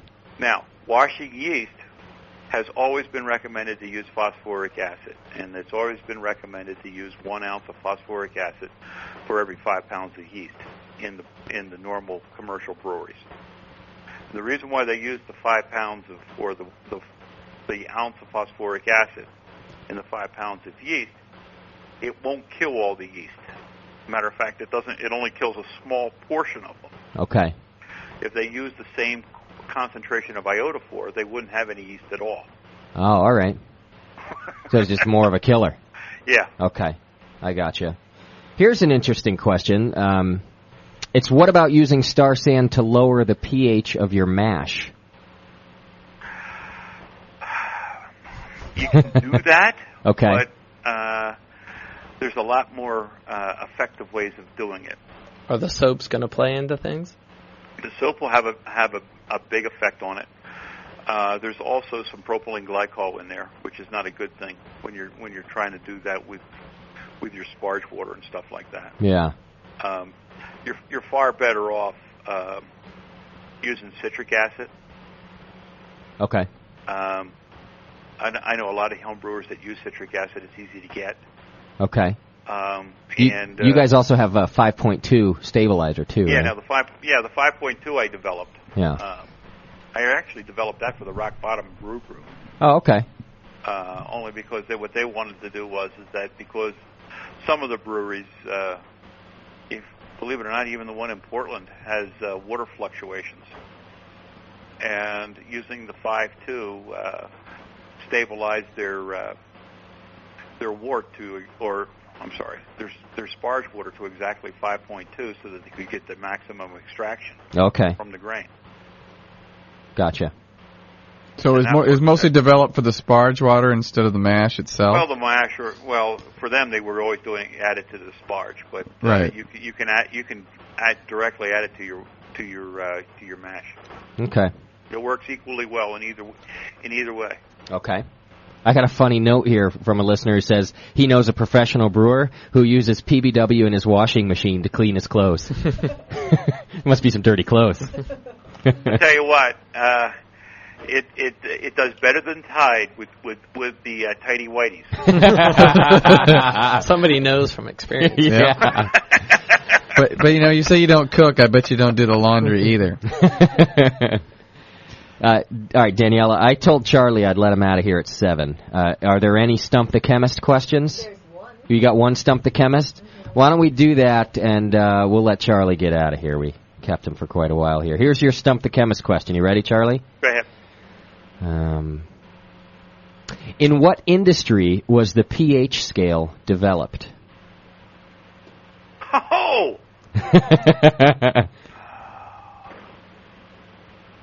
Is there a time limit on this one? Yeah, there's not. You can take your time. I'm looking over a stack of questions I got for you anyway. Wow. You know, the only industry that I can think of that where pH would have been a major, wow.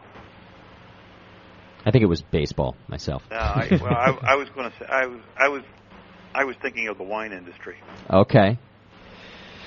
You're close, according to this, and Daniela has it from the chat room there, the brewing industry.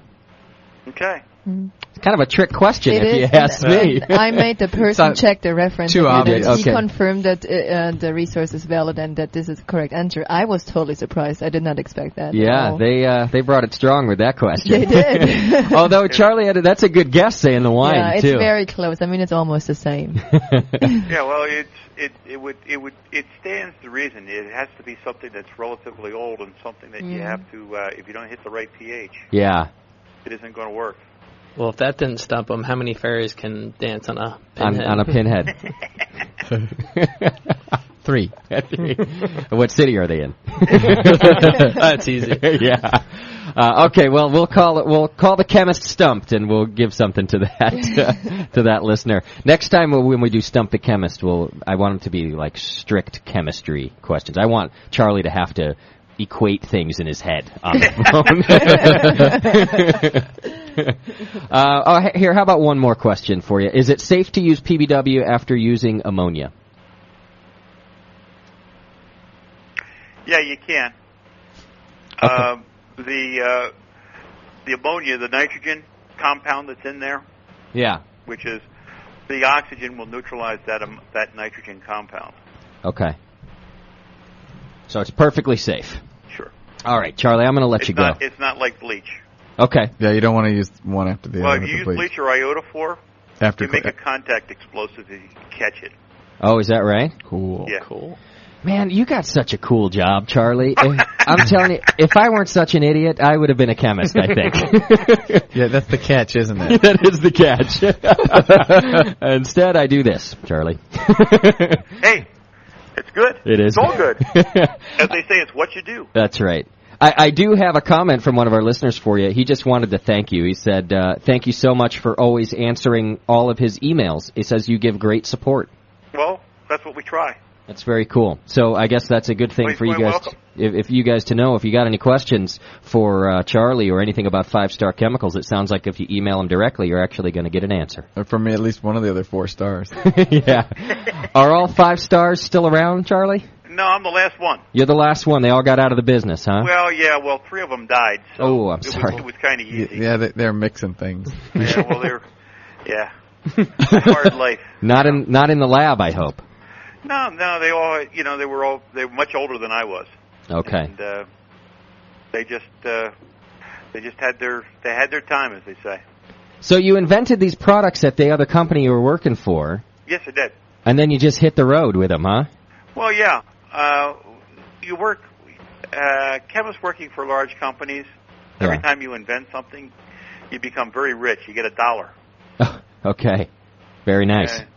And so the 5 of us decided that we would hit the road, take your $5, come up with our own stuff, and see if we could make a living.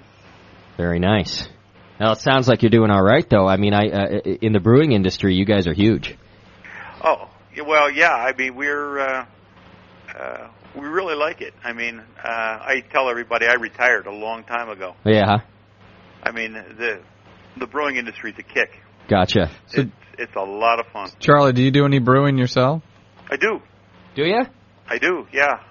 What's the last beer you brewed? What kind? Well, I brewed a white beer. Okay. And before that, I had brewed a stout. Go for the black beer. A white and a black. The yin and yang. Forth, Yeah, you're a very politically correct man, Charlie. Well, I try, but I mean, my passions have always been with the darker beers. I've always liked stouts. Okay, gotcha. Yeah, that's perfect. The chemist, you would think that a chemist is the perfect brewer, right, Doc? Yeah, works for me. Well, Charlie, I just want to say thanks a lot. I really appreciate it. And I would love to have you back on the show again because I still have a stack of questions. People really liked you on the air here, I can tell already, and have lots of stuff for you. Well, not a problem. Anytime. Okay, very cool. I might just call you up for a random game of Stump the Chemist if we can. Oh, cool. So, all right, there you go. And that's Charlie Talley from 5 Star Chemical Company. Thanks again, Charlie. I really appreciate it. Well, thank you, guys. I appreciate it. All right, thank you. Okay, take care. Oh, you bet. Bye now. So there you have it, right from the chemist's mouth, as they say. Oh yeah, got a lot of questions answered. Yeah, there's a lot of things out there that were just what would you say there? Myth. Yeah, Mythbusters.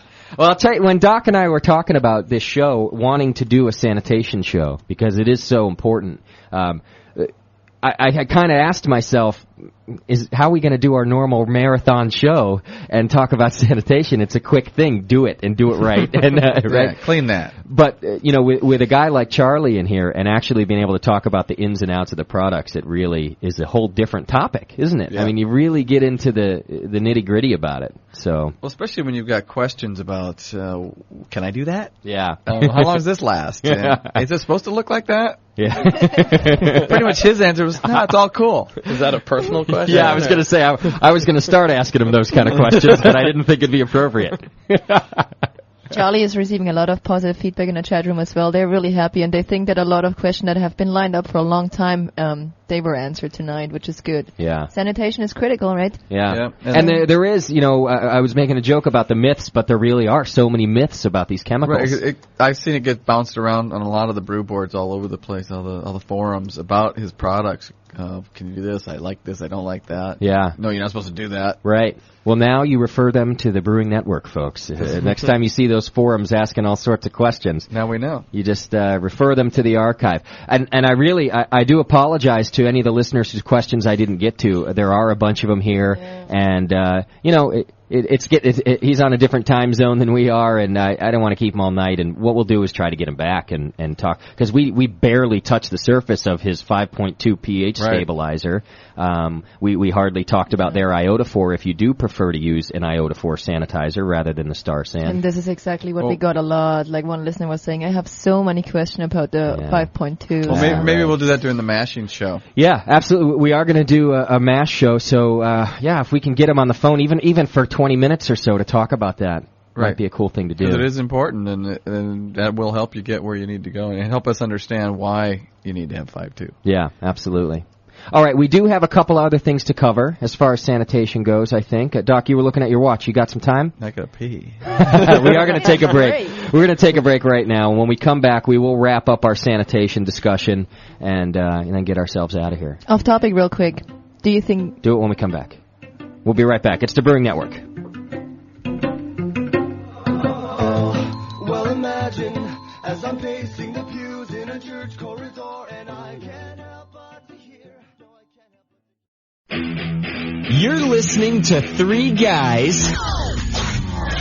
Excuse me? What about me? Yeah, sorry.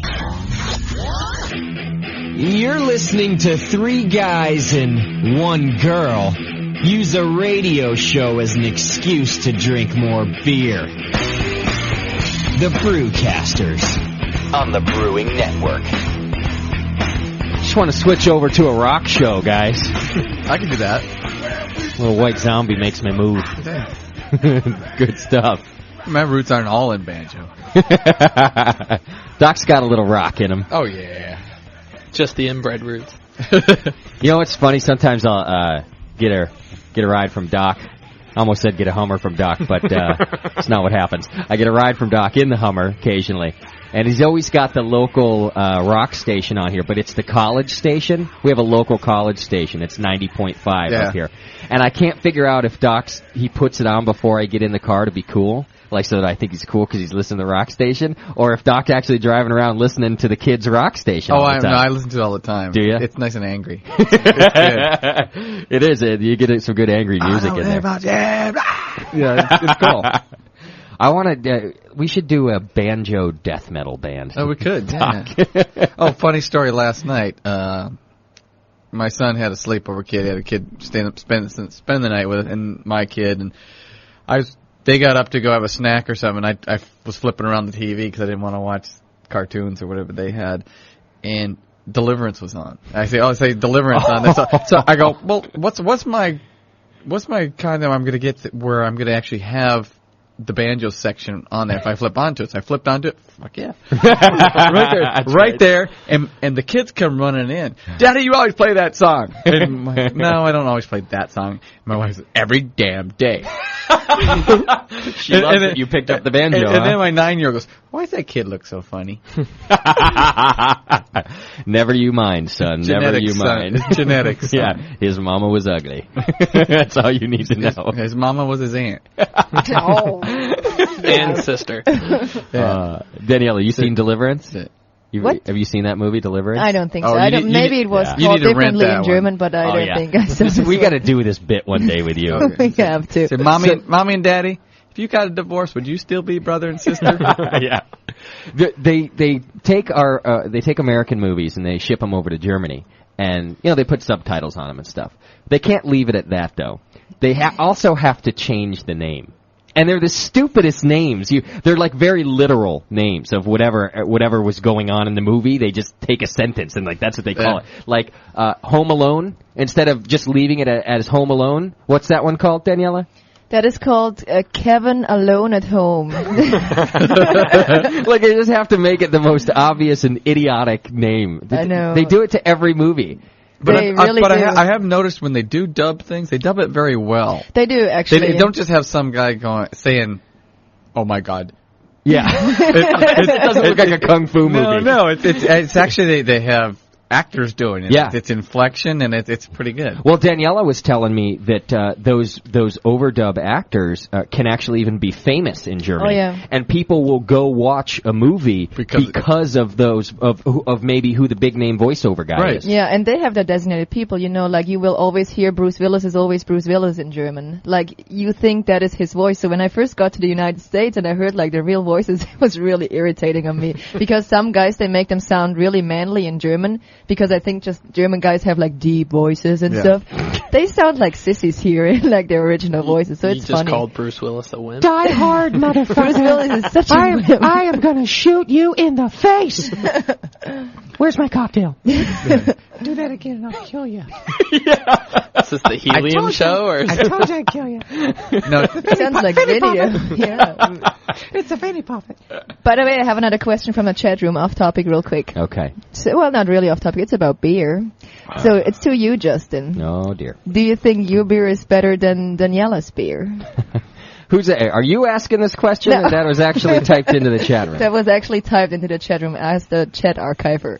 It's funny you should ask, because I did have to have this conversation with myself last night when I was drinking the beer. I heard you, I think. At some point, I thought I was alone.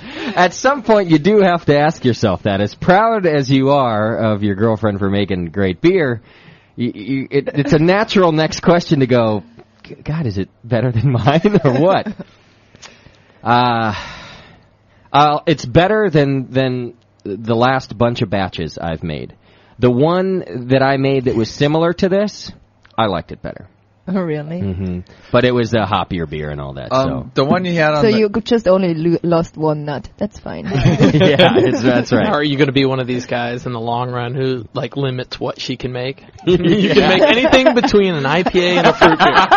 Between the pencils and the eraser. Absolutely. Well, the problem is that Justin and I basically really go for the same styles unless he brews really hoppy stuff. Yeah, because I don't like fruit beers at all. I don't like to put anything to a beer that's not supposed to be in a beer in my world. So. Oh yeah, that's that German thing. That's that German thing, I think. No. All 2 beers, you've become a Nazi already. Yeah, exactly. She brews 2 beers, and she's in the Luftwaffe again. Come on, one border, you would have been a Belgian, and then all hell breaks loose. And then it goes in there. By the way, she did name her brewery last night. She told me she's going to name it Blitzkrieg Brewing. Nice. That's so not true. You're terrible.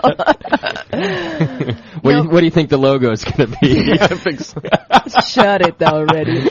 No, you know what, but all joking aside, I think we're just a good brewing team, actually, because you have instructed me how to do it, and you have helped me a bunch with carrying around stuff. And no one's going to believe this, by the way. There's not one person The Great American Love Story right here. Yeah, the Great American Nothing Drunk to do with Story. love, we're talking about beer. He didn't help you with anything, but he did carry some stuff around. He carried stuff around for me. I did the heavy lifting. Yeah, so. I'm going to call Charlie back and ask if having one nut is okay. I'm still going to be able to function as a man. Wait until I do my He might have burned the batch. other one off with some of that caustic. Yeah. I just want to I do want to say thanks again to 5 Star and to Charlie. That was cool. Really hope we do get him on again, because cool guy. And I'll say it again. You wouldn't have thought that the chemist was going to be one of the most entertaining and interesting guys we get in here. He came up with a lot of cool different uses for Star San and PBW. Yeah. But yeah, hopefully, like, no one from there is listening anymore, because I've been to there, talked to them, met their salespeople, accountants, office managers, all that, and he's the most charismatic person there. Oh, is that right? Oh, yeah. And he's the chemist. Yeah. That's great.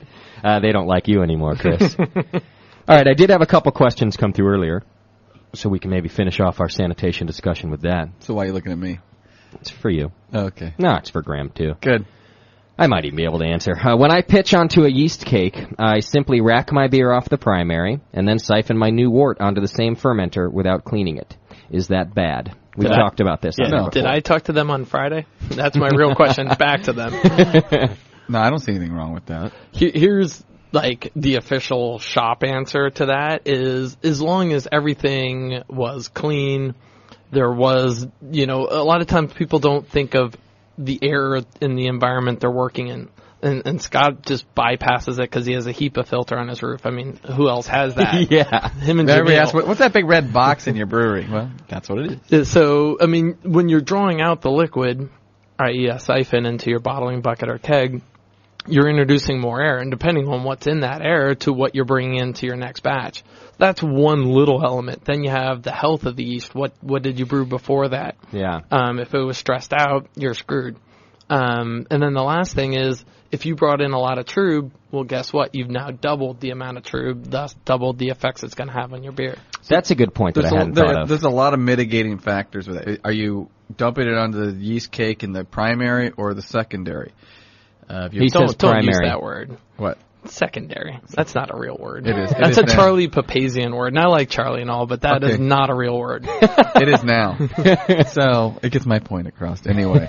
But the yeast are going to be different in that secondary than in the primary. You won't have the trub like Chris was talking about. As long as you're very sanitary about that one, you could have 2 bad batches. So if the first batch is okay and you're pretty anal about having everything clean, sanitized. Chris says, when you got the air's being replaced as you're siphoning off with something. So there's ways around that one. Chris has some cool ways about doing that with a mini HEPA filter he's got. Stressing the yeast isn't good. So do a smaller beer first to a bigger beer to a bigger beer. That's always good. Yeah. And I wouldn't bring it. I mean, for yourself, don't do it more than like 2 to 3 times per yeast strain. Get it off of there. You're not acid washing. You're not separating trub out. Even if you are racking into quote unquote a secondary, you're still carrying quite a bit of stuff over. Right, and you can multiply that each time you do that. Yeah, so everything negative is exponentially more negative in the next one. So the yeast are going to mutate differently with each batch. You're probably not going to get the same kind of beer that you're going to get with that batch that you would with a fresh yeast culture. You can if you're really worried about buying yeast, then you can farm it up yourself. It's not that hard. Yeah. You can have a little yeast zoo with slants. Yeah, it's really not that hard to do. Right. If you know anybody that's ever done it, just have them show you how to do it. It's pretty easy. You can grow your own yeast and you pull it up each time. That's how they do it. Right. You can pull it off of the agger or the slant. You can brew it up incrementally on up and have a fresh batch each time. So if you're really worried about buying a new batch of yeast each time or each 3 times, try that. Yeah. I find more people reuse their yeast not because of the money factor, but just because they can. Right. It's like we do a lot of things in life because we can. Yeah. Not because it's going to be an advantage of any sort. And I find like the misconceptions about yeast, and that's probably better suited for another show. And I don't know if you've done a yeast show officially yet with like a Chris White or. Yeah. Yep. I mean, there's a lot of variables to it, and it's something I don't like to mess with. And the more I know about it, the more afraid I am of it personally. Well, a lot of the breweries will have a yeast guy. I knew Lagunitas. I was talking to them. They fired their yeast guy because they were getting. Is that his actual title? What? I'm the yeast guy? The yeast guy. Well, it's great with the ladies. Yeah. I'm the yeast guy. But he wasn't watching it close enough, and when you have a commercial brewery, you don't want to be having your yeast mutate and change the beer. Yeah. So he wasn't watching it close enough. It mutated and was doing some funky things that they didn't like, and it was all came back to him because that's why they hired him. Okay. To watch the yeast, and it mutates. As a home brewer, fluctuations in your beer is not going to really matter all that much, especially if you're doing a different beer each time. I don't pitch on that because I don't pitch on the yeast cake because I don't brew back to back to back like that. Right. And that's the other key to that You style gotta of do brewing. it. You got to be brewing probably every 2 weeks to effectively do that properly. I've got my first batch of doing this process sitting right here in the studio, actually. I've been these watching it carboys. sit there for a while. Yeah, it's not. I haven't had any kegs to put it in. Wasn't that there last time I was in? Yep. Yep. Nice. Yep. I have so kegs. it's ready. I was gonna. You have no excuse. I don't want to borrow kegs. I was gonna buy some or steal them. Yeah, great. There goes the camera again. I'm gonna have it home in on you every time you come in the shop now. You should have an alarm just for me, like everyone on standby. You've noticed where I sit, don't you? I just look for your truck, like, oh, there he is. Yeah. No, I know that time you were really hammered. We put a chip in your neck. Now we know. Perfect. It's necessary. Daniela, Yes. do you have something to say? No, I have a question for the guys later on, but Okay. that's all. Whenever you guys are ready. You're looking at me like I was a meatloaf or something. I know you want me to cook that later on. Yeah, we're having meatloaf tonight, guys. Excellent. I'll tell you, you know you're white trash when you love a good meatloaf, and I love a good meatloaf. Oh, yeah. The more ketchup, the better. Anyway, yeah, so I'll let you guys know the result of my experiment here where I pitched right on top of the old yeast cake. So And, can you so keg it comes on Saturday, next Saturday? So we have something to drink? I should probably keg it on Sunday if you want something to drink. That's what I'm afraid of. Yeah. That's a good point. Oh, damn, this is good. We have no more. I'm like a human beer filter. That's all I am. I didn't drink it all myself, though. Everyone was drinking it, right, Daniela? Through no encouragement of yours. Yeah, exactly. Talking my beer again? Yeah. Everybody was. You and my manager were drinking it the most, I think. Yeah. We're doing cake I stands. bet those are the guys that feel the worst today. Yeah, he's probably hurting, too.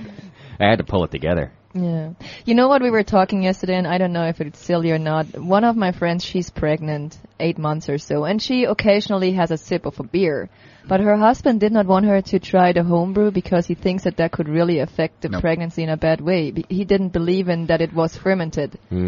No, it's fine. In fact, that's why in the Middle Ages it's fine. No, a little bit's not bad. Look at the Middle Ages. They Doc's kids run into the wall all the time. It's great. They didn't drink water because it was so bad. They would drink Right. fermented beer because that was even the little kids. That's what they drank. It was a light beer, really weak beer, but that it was free of bacteriological problems. Right. So a little bit. Now, when you're pregnant, it's all in excess. I mean, when I look at the pictures of my mom when she was pregnant with my brother or me, and a martini glass. Oh, yeah. She got a cocktail in her hand. No, she had a cigarette in her hand, and there was long necks all over the coffee table. Oh, you're serious? I swear to God. And that actually explains a lot. Yeah. Holy cow. Every one. Well, you know what they say. The vinyl couch and the coffee table filled with long necks. Wow. Empty long necks. And cigarette ashtrays everywhere.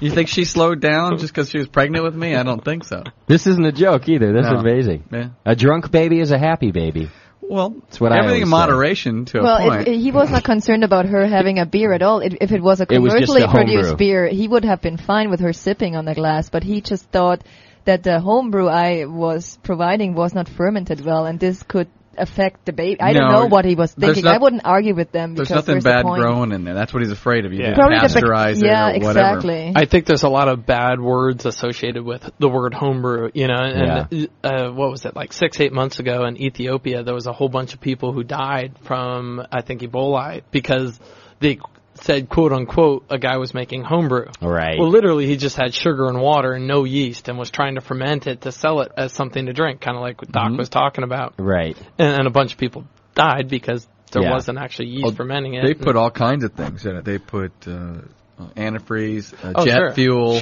everything over there. Yeah. Wow. I think the guy was actually concerned that his wife was going to have the next Hitler if she tasted your beer. Oh, come on. What's wrong with you and the German jokes tonight? No, but what I meant to say is that I really regret that it's that way, that people, if they're not into homebrewing yet, that they have those weird ideas that homebrewing is something, a dirty product. A dirty product, yeah. And this is really unfortunate because you make something yourself, and you make it with your own hands and with good ingredients, and somebody would go and think, well, if it was not produced in a factory, it must be bad. I'll tell you, you're more likely to get food poisoning from somebody's dinner that they made for you than you are their beer. Exactly, and it's really... No pathogens can live in alcohol. Right, or if you go to any restaurant, most of these restaurants are kind of nasty. That's why... the health department's in there, not in your kitchen every week. Now I want to go back to this for a second, Doc. Did you ever ask your mom, like later on in life, like, what were you thinking? Why were you drunk and smoking the whole time? Well, we didn't know. That's what she said. We didn't know. That's all she said. Ignorance is bliss. You know what sucks is that I don't get to use that excuse because now we know. Everybody knows. And so our parents got to say, "Oh, we didn't know." What an easy one that is. Oh, that was the pat answer. We didn't know. You have no idea how many times you'll probably use that, like 20 years from now. Oh, yeah, you're right. There's things we don't know now. How come you guys used to drive your own cars on the road? We didn't know you could fly. I had no idea that you could just... We didn't know. We didn't have those floating shoes back then. So, were you angry, though, with your mom or anything about that? No, I'm angry now because, we know. He's angry because she didn't give him any when he was a little kid. Right. Do you think that... that early start has anything to do with your affinity for alcohol now? Nah. It has nothing to do with it. No, my dad had a kegerator when I was about 8 or 9, and I could pour a pitcher with no head on it, so it could fill the most pitcher I could get it in the house. Well, you did make it through med school, man. I guess it's a testament for we didn't know isn't so bad. It's not so bad. Could have gone the other way, I suppose. That's you could have come out. They didn't know. I could have been in the fetal position in the gutter somewhere, I guess. Cracked out. Now you just save that for your week at Burning Man. Yeah. The week after, actually. Right. All right. I don't think I have any more questions about sanitation anyway. Do you think we covered it properly? Was there anything you guys wanted to add about, I guess, just make sure you clean your stuff? I would have one. Go for it. All right. So one of our listeners has a question. He uses RO water. Okay. Some of the instant water salts from B3 and the 5.2 buffer. Will it work, or do I need to add some other stuff? Well, generally, when we developed those, 5.2 wasn't around, so we have you using either lactic acid or phosphoric acid. But now that 5.2 is around, it's just use 1 tablespoon of that and the instant water per 5 gallons and you're set. Chris and I were discussing this earlier. One thing you don't want to do is make your RO water and store it in your stainless steel kettle. It ruins it? No, it will leach all the minerals out of your kettle. Yeah, so probably polypropylene or anything like that. Anything plastic is generally the best way to collect RO water. Okay. Yeah, put it in the, if you got some sparklet jugs or something or glass, put it in that first. Or pre-salt your kettle as you're putting it in there. Will you just throw salt in there? Well, you put the brewing salts. Oh, yeah. Whatever you're going to use for that. Whatever you're going to use, the calcium carbonate or whatever you're going to throw in there, put that in there.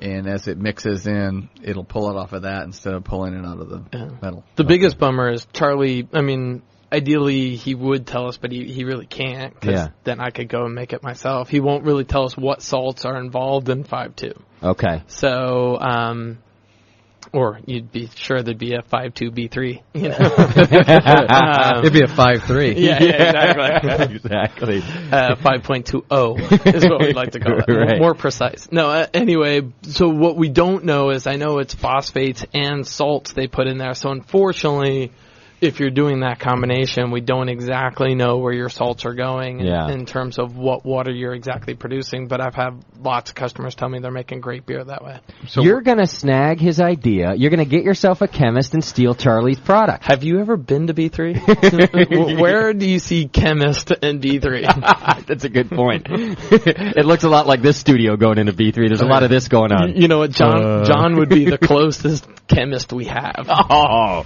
really? No, not at all, but I thought it'd paint a bad visual for your listeners. Well, that goes on to, we don't know what's in 5.2, and you're adding salt into that.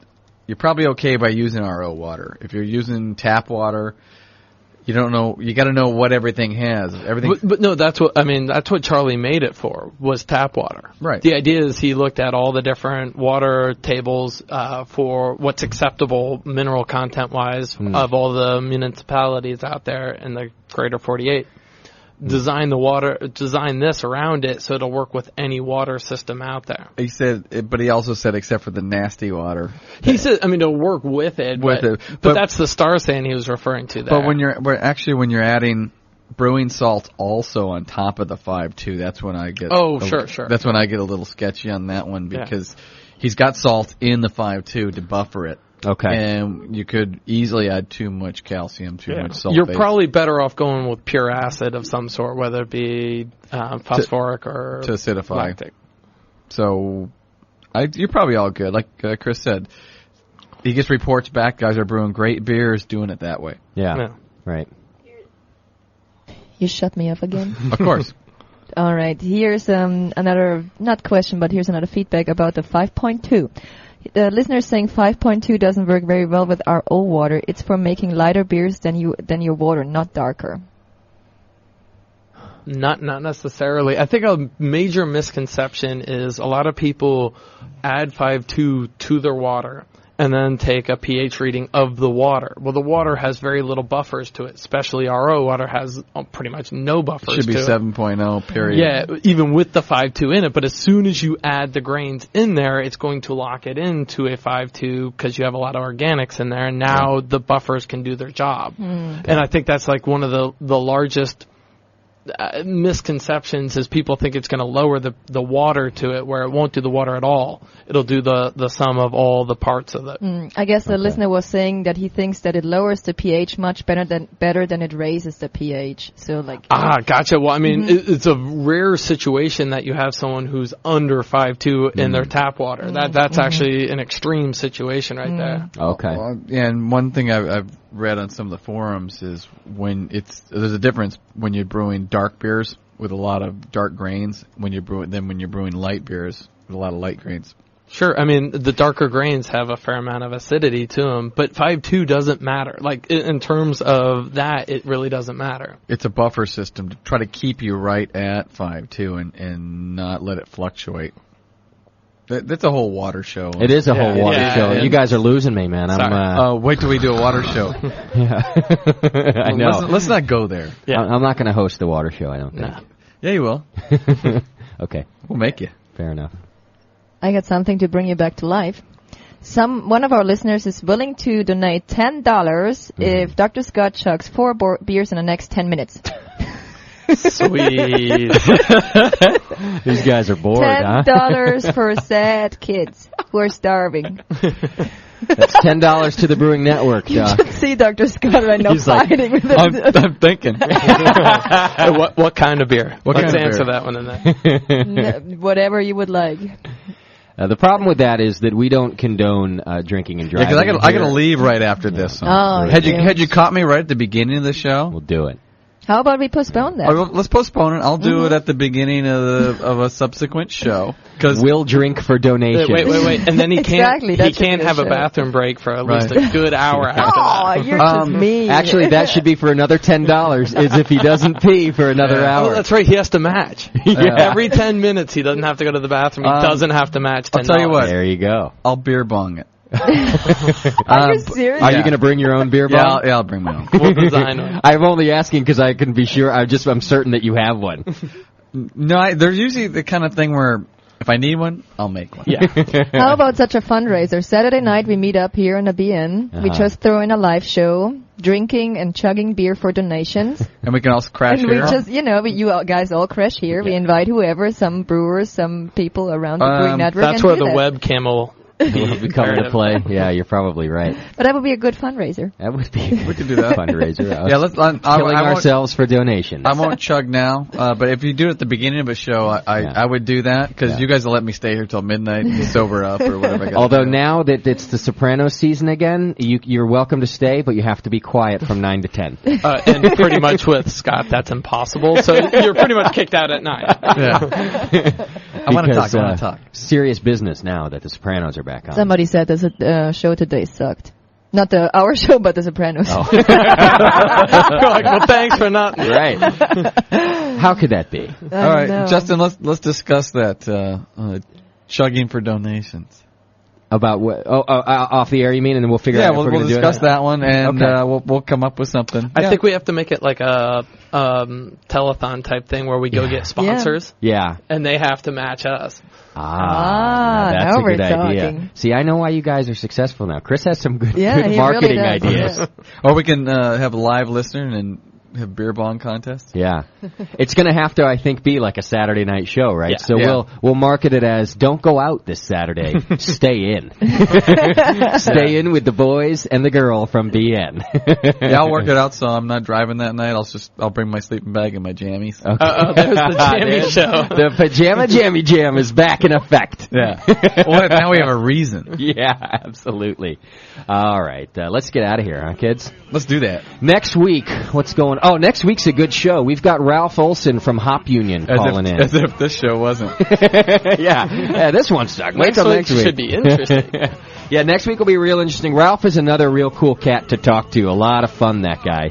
And going to talk to us about growing hops from rhizomes and things like that. And say it again. Rhizomes. Which, if you're looking for rhizomes, right now's the season. It They're is? in stock, and they'll stay in stock for maybe a week. I'd say a week or two at the most. So if you want to grow hops, start typing right now. That's right. And don't ask for horizon; they're gone already. There are some places on the net that you can usually get them later on in the season.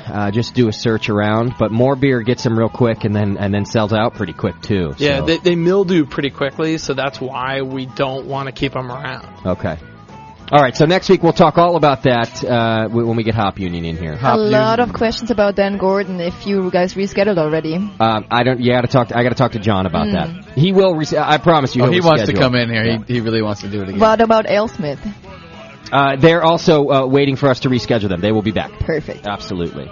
So thanks again to Charlie Talley for calling in. And 5-star. Go to 5starchemicals.com. You can read all about the products that we talked about today and maybe even answer some of the questions we didn't get to. Cause Charlie the Mythbuster. That's right. Charlie the Mythbuster. He's cool. I want him just as a regular. Just stump the chemist and be able to ask him all this kind of stuff that he can probably help us with. You can do that. I'll call him up and see if we can if he enjoyed himself. That'll be the start. I'd like to try his beer. Yeah, me too. I wonder if it's real good. All right, thanks, everybody. This is the Brewing Network. Stay tuned for other things. I don't know what they are, but they'll probably be a lot of fun and entertaining, right?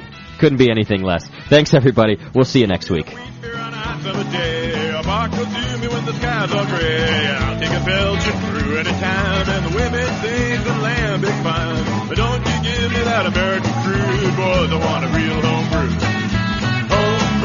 Don't you really love it that a homebrew can't get enough of it? Homebrew, it blows my mind. I love homebrew all of the time. Yeah, I think I'll have me, well, I'm the one right now.